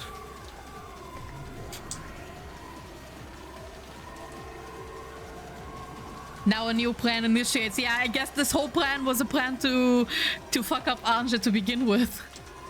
The goats seemed to bend and undulate. The sky rapidly turned white, becoming a ceiling lit by fluorescent lamps.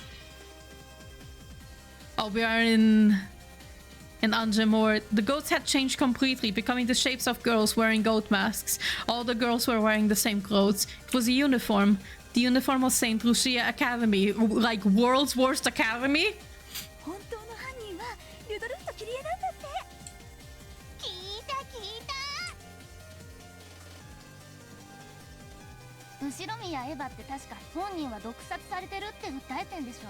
じゃあもう黒幕は誰か明白じゃん。おー。いいよね。一族の財産すべて独り占めなんでしょ。やっぱルドルフ一家犯人説だって思ってたんだよね。後ろ宮さんってどこかおかしいって思ってたんだよね。おかしいと思ってたよね。Thinking about it, Eva basically, well, if I know what Bern showed in episode 7, she said is the truth. This makes me wonder now if there's some leeway in this truth, so to speak. Because now that it's being shown as a culprit theory, I'm starting to think maybe it's just a theory. Maybe it's just what people... It's just the vultures. These vultures who are sensationalizing the trauma and pain of a tragedy for their own enjoyment. And yeah, what did I want to say again? Yeah, so... God, sorry, I need to gather my thoughts a bit because it's a lot. Okay, yeah, Eva. In a way, up until she died, even if she had a lot of vitriol towards Anje, she still kept that truth to herself. She still kept the hate that she was getting towards her herself. Because then who's next? It's Anje. ルドルフとキリエが犯人。バトラも犯人じゃないの？ルドルフ一家犯人説。ルドルフとキリエが犯人。財産を独り占めにしようとしたんだけどエヴァに返り討ちにあってそれで失敗して。でも結局は後ろ宮エンチェの独り占めなんでしょ。ルドルフとキリエが犯人だって。ルドルフ一家犯人説。ルドルフとキリエとバトラが犯人。ルドルフとキリエとバトラが犯人。後ろ宮さんのご家族が犯人なんですって。それってどう思う？ねえねえ。でも結局財産は全てあなたが独り占めできるんでしょ。後ろ宮エヴァはそれであなたには何も語らなかったのよね。He did it to protect you. 絶対にあの子が怪しいって思ってたのに。エヴァがあんたに辛く当たったことも全て説明がつくわ。ねえねえ、何か言ってよ。ほんと気持ち悪い子だよね。ルドルフ一家犯人説ってどう思うか。ちょっとくらい何か言いなさいよ。感じ悪い。Oh god, this is heartbreaking. A blade of air swept over me as I crouched down, holding my head. Whom? In a flash, the illusion of female students with goat heads that surrounded me shattered. Whom?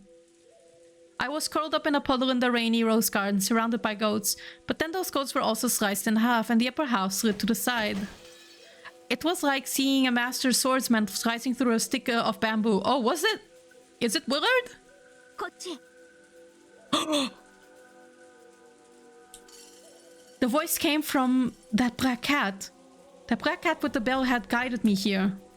Incredible that it can talk. But that doesn't matter now. That's a very familiar voice. I dashed after it. The goat shrank back. A hole opened up in the encirclement. The black cat dashed through it. As I hurried through it, the goats began to chase after me. Countless heavy footsteps thundered behind us. The cat ignored my stupid question. Where are we running to? It's obvious. As far away as we can make it. However, there was an unbelievable number of goats. It wasn't just a group chasing us. There were probably goats hiding throughout the rose garden, and everywhere we went, a group of them would appear and block our path. Each time we jumped into them, we ran down a different path in this maze of a rose garden. So I didn't even know which direction we were running anymore. It couldn't be... We aren't running around in circles inside a massive crowd of goats, are we? When we ran into the arbor once more, I learned that my fears were justified. The 4 paths that led from the arbor were all blocked by a crowd of goats. Of course, the path we had come down was also blocked by our pursuers. There was nowhere to go and nowhere to return to. We were finally trapped.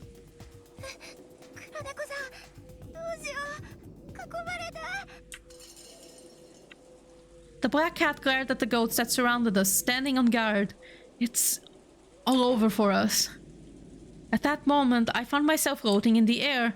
A massive arm, large enough to crush my entire head, had grabbed my collar from behind. No! Before I could even think to cry out, I saw, right in front of my face, a pair of strangely glowing red eyes and a massive mouth with jagged teeth and a foul breath. The mouth opened wide, and as though it was a separate creature, a bizarre tongue stuck itself out. Ew! Then it spat words at me.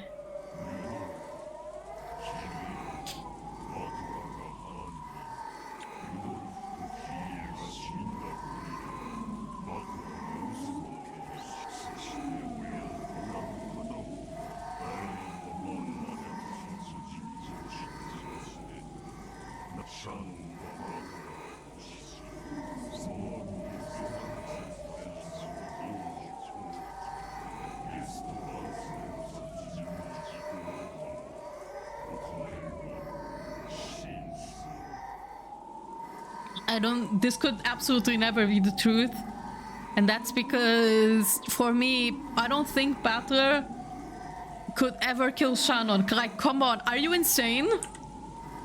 Then that gaping, smelly mouth slowly began to close over Anja's head.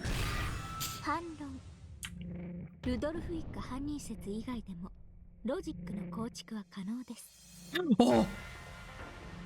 Oh, the music! This voice is familiar. A blue flash sliced off the top of that mouth that was trying to eat Anja's head, sending it flying. I fell into a puddle along with the goat that was still grasping my collar, though there was nothing left of it above its chin. Without any hesitation, the goat stretched out their thick arms, as though they'd been given a second chance to snatch this prey for themselves, and they rushed towards me. All of them spoke in Indonesian.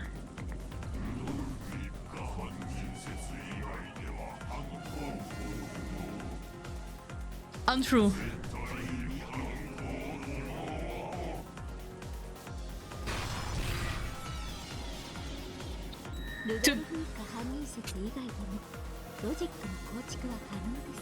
Here we go, it's the red truth. Yep, that's also possible.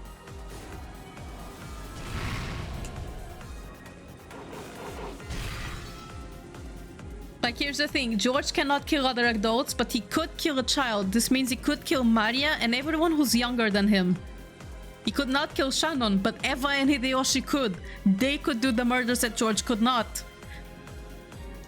And that was actually the angle I was going for if Rudolph Kirie and Battler wasn't the answer. A red flash and a blue line became blades of wind that passed over my head, doubly slicing the arms of a goat that tried to pick me up. I think the next goat stashed not towards me, but towards the black cat that was protecting me from behind. As I sat on my butt, staring up towards the rainy night sky, the massive goats were in the air right above me, fighting the black cat or someone.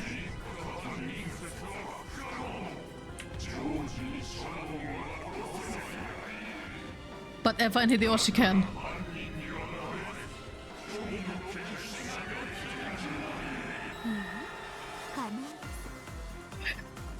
banger music, thank you.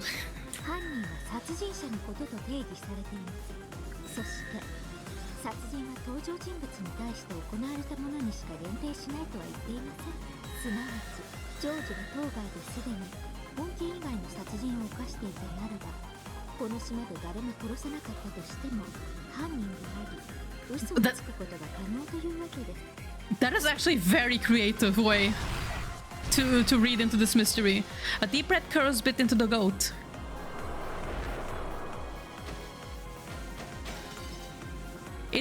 Its massive body was knocked into the air, became about 7 logs of flesh, and was thrown into the rose bushes.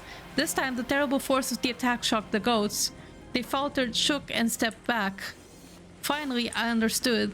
That red slice. It had come from a weapon that could draw red slashes. No, it also drew blue slashes just a second ago. It was a massive sight that could speak both types of truth, red and blue, at will. Now, who did this last time? I look up at the sky, then let my head hang down backwards. Erika! Holy shit! Holy shit! I never thought the day would come I would actually be happy seeing Erika. There was no black cat there. It was a girl holding a large scythe. I literally just said this stream how I was like, oh, I don't like Erika as a person because of what she does to the Ushiromiyas, especially Mania in episode 6. But then I respect her a lot as like a character. And now here she comes and I'm like, holy shit, I never thought I'd be happy seeing Erika. How the tables have turned.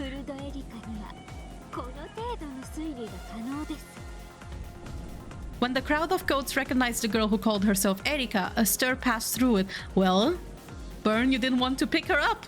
So, what now? It was clear that this person had enough of a reputation to make them tremble.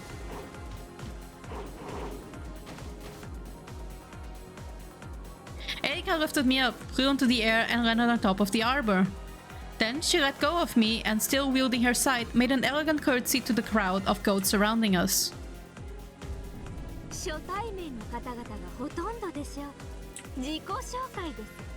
Yes!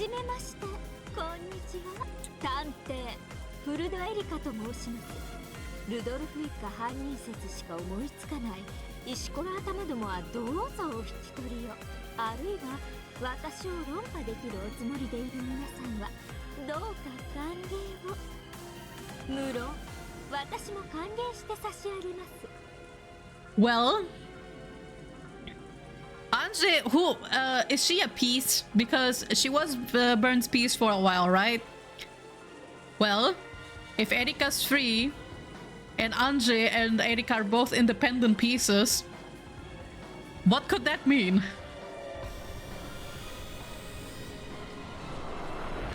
The goats all howled at once. It seemed to be a cry of shock, of fear, or possibly of awe. The goats surrounded the arbor, chattering but not moving any closer. None of them had the courage to stand against this detective, the switch of truth called Furudo Erika.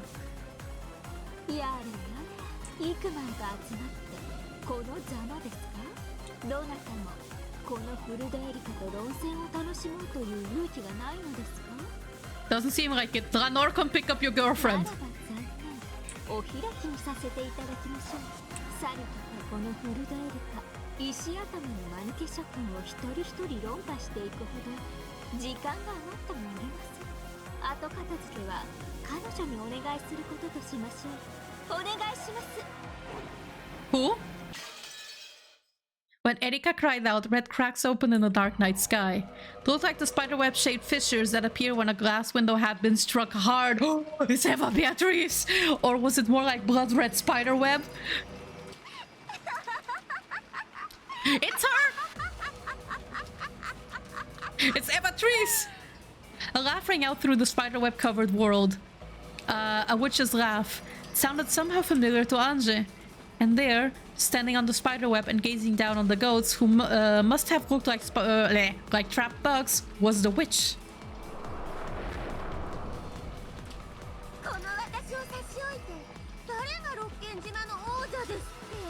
Oh.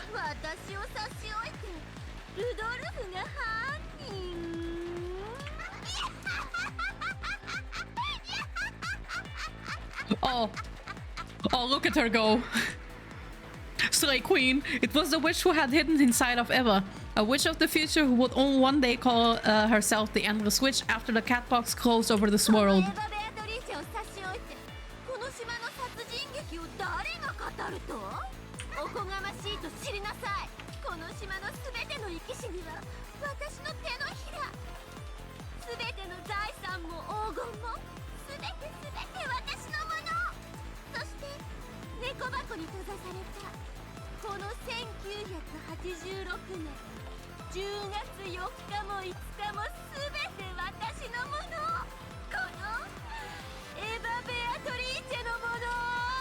She is slaying.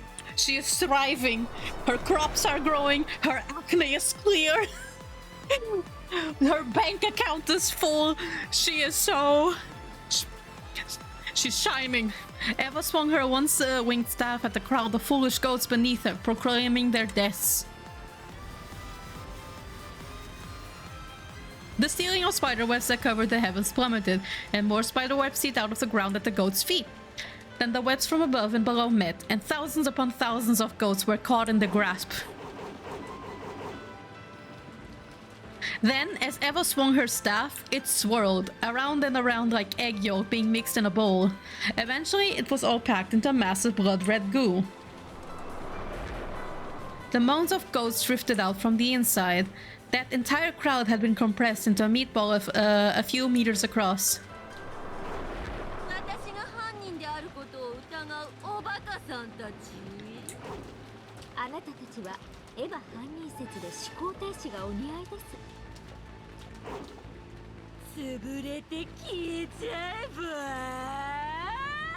Man, they're basically saying that the goats are just mindless sheep, which, well, in this case would be mindless goats.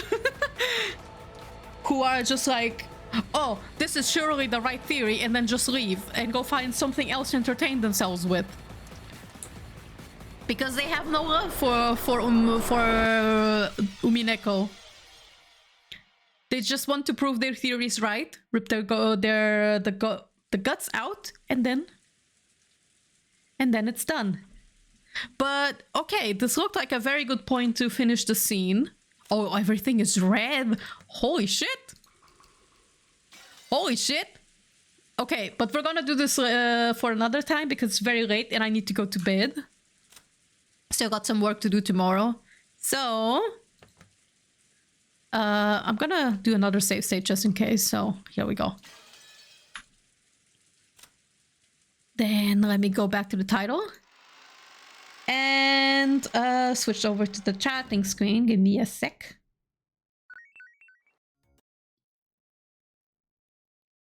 Okay. Oops, here. BGM track is on. Alright. Oof, I think we did relatively good progress today. Given that episode 8 seems more intent in keeping us involved, I'm going to assume episode 8 is going to take me way much longer than any other Umineko part. I wonder how episode 8 is gonna unfold, because thus far it's been really exciting. Like,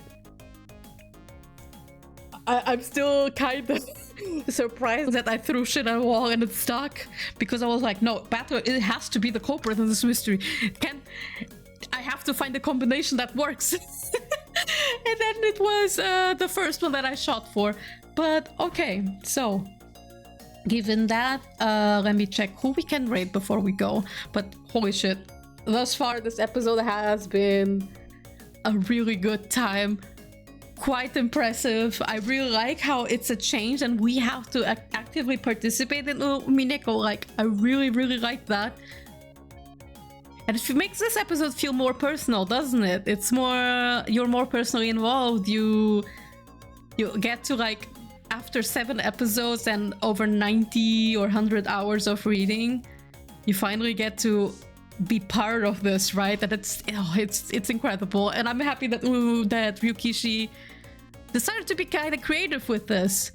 But okay, let me see. When's the next time I can read Umineko? So This is the last Thursday stream I can do for this month because I have 3 conventions back to back and my 4-year anniversary with my with my boyfriend in between as well. So yeah, it's kind of for that reason I did 3 Umineko streams back to back and then start my actual Halloween project, which was gonna be Fear and Hunger Termina.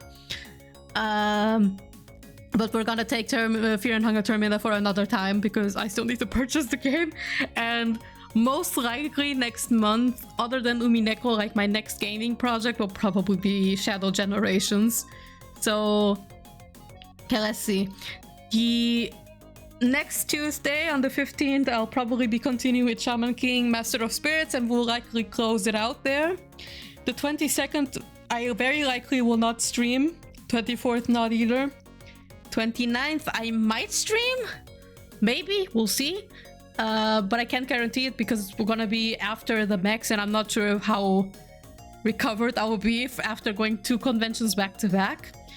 But the next Umineko stream I think should be sometime in November, probably the 14th at latest, because I still need to start other games as well. So probably the 7th of November, which is the first Thursday of that week.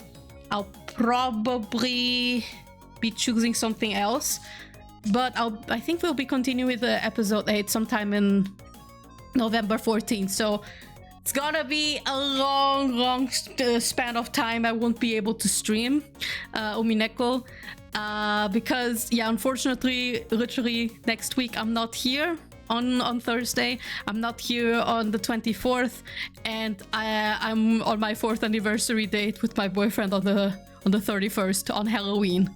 So good luck and enjoy your times at the cons. I'll do my best. I'm there for work, so it's basically 3 conventions back to back in which I'm tabling at.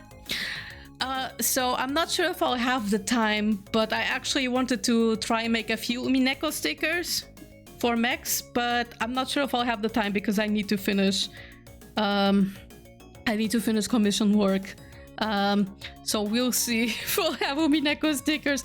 If not, I will definitely have them ready for Comic-Con Stuttgart, which is at the end of November. So maybe next month, if you happen to be at Comic-Con Stuttgart, you might have a chance to buy some Umineko stickers from me at a table. But alright, so let me wrap up for today because I want to sleep. And let's see who we can raid right now. I think everyone I wanted to raid has gone offline. Yep, looks like it. The majority of people have gone offline. Okay, then I'll just go offline like this. Okay, then I'll be catching you guys next Tuesday with more Shaman King. And afterwards, I'll probably not be showing up on stream as often. But if you want to keep up with what I'm doing, Twitter or Blue Sky is always a good option, or the Discord server. So, catch you guys on social media or on conventions when I'm tabling at. And I wish you all a good night. Bye bye!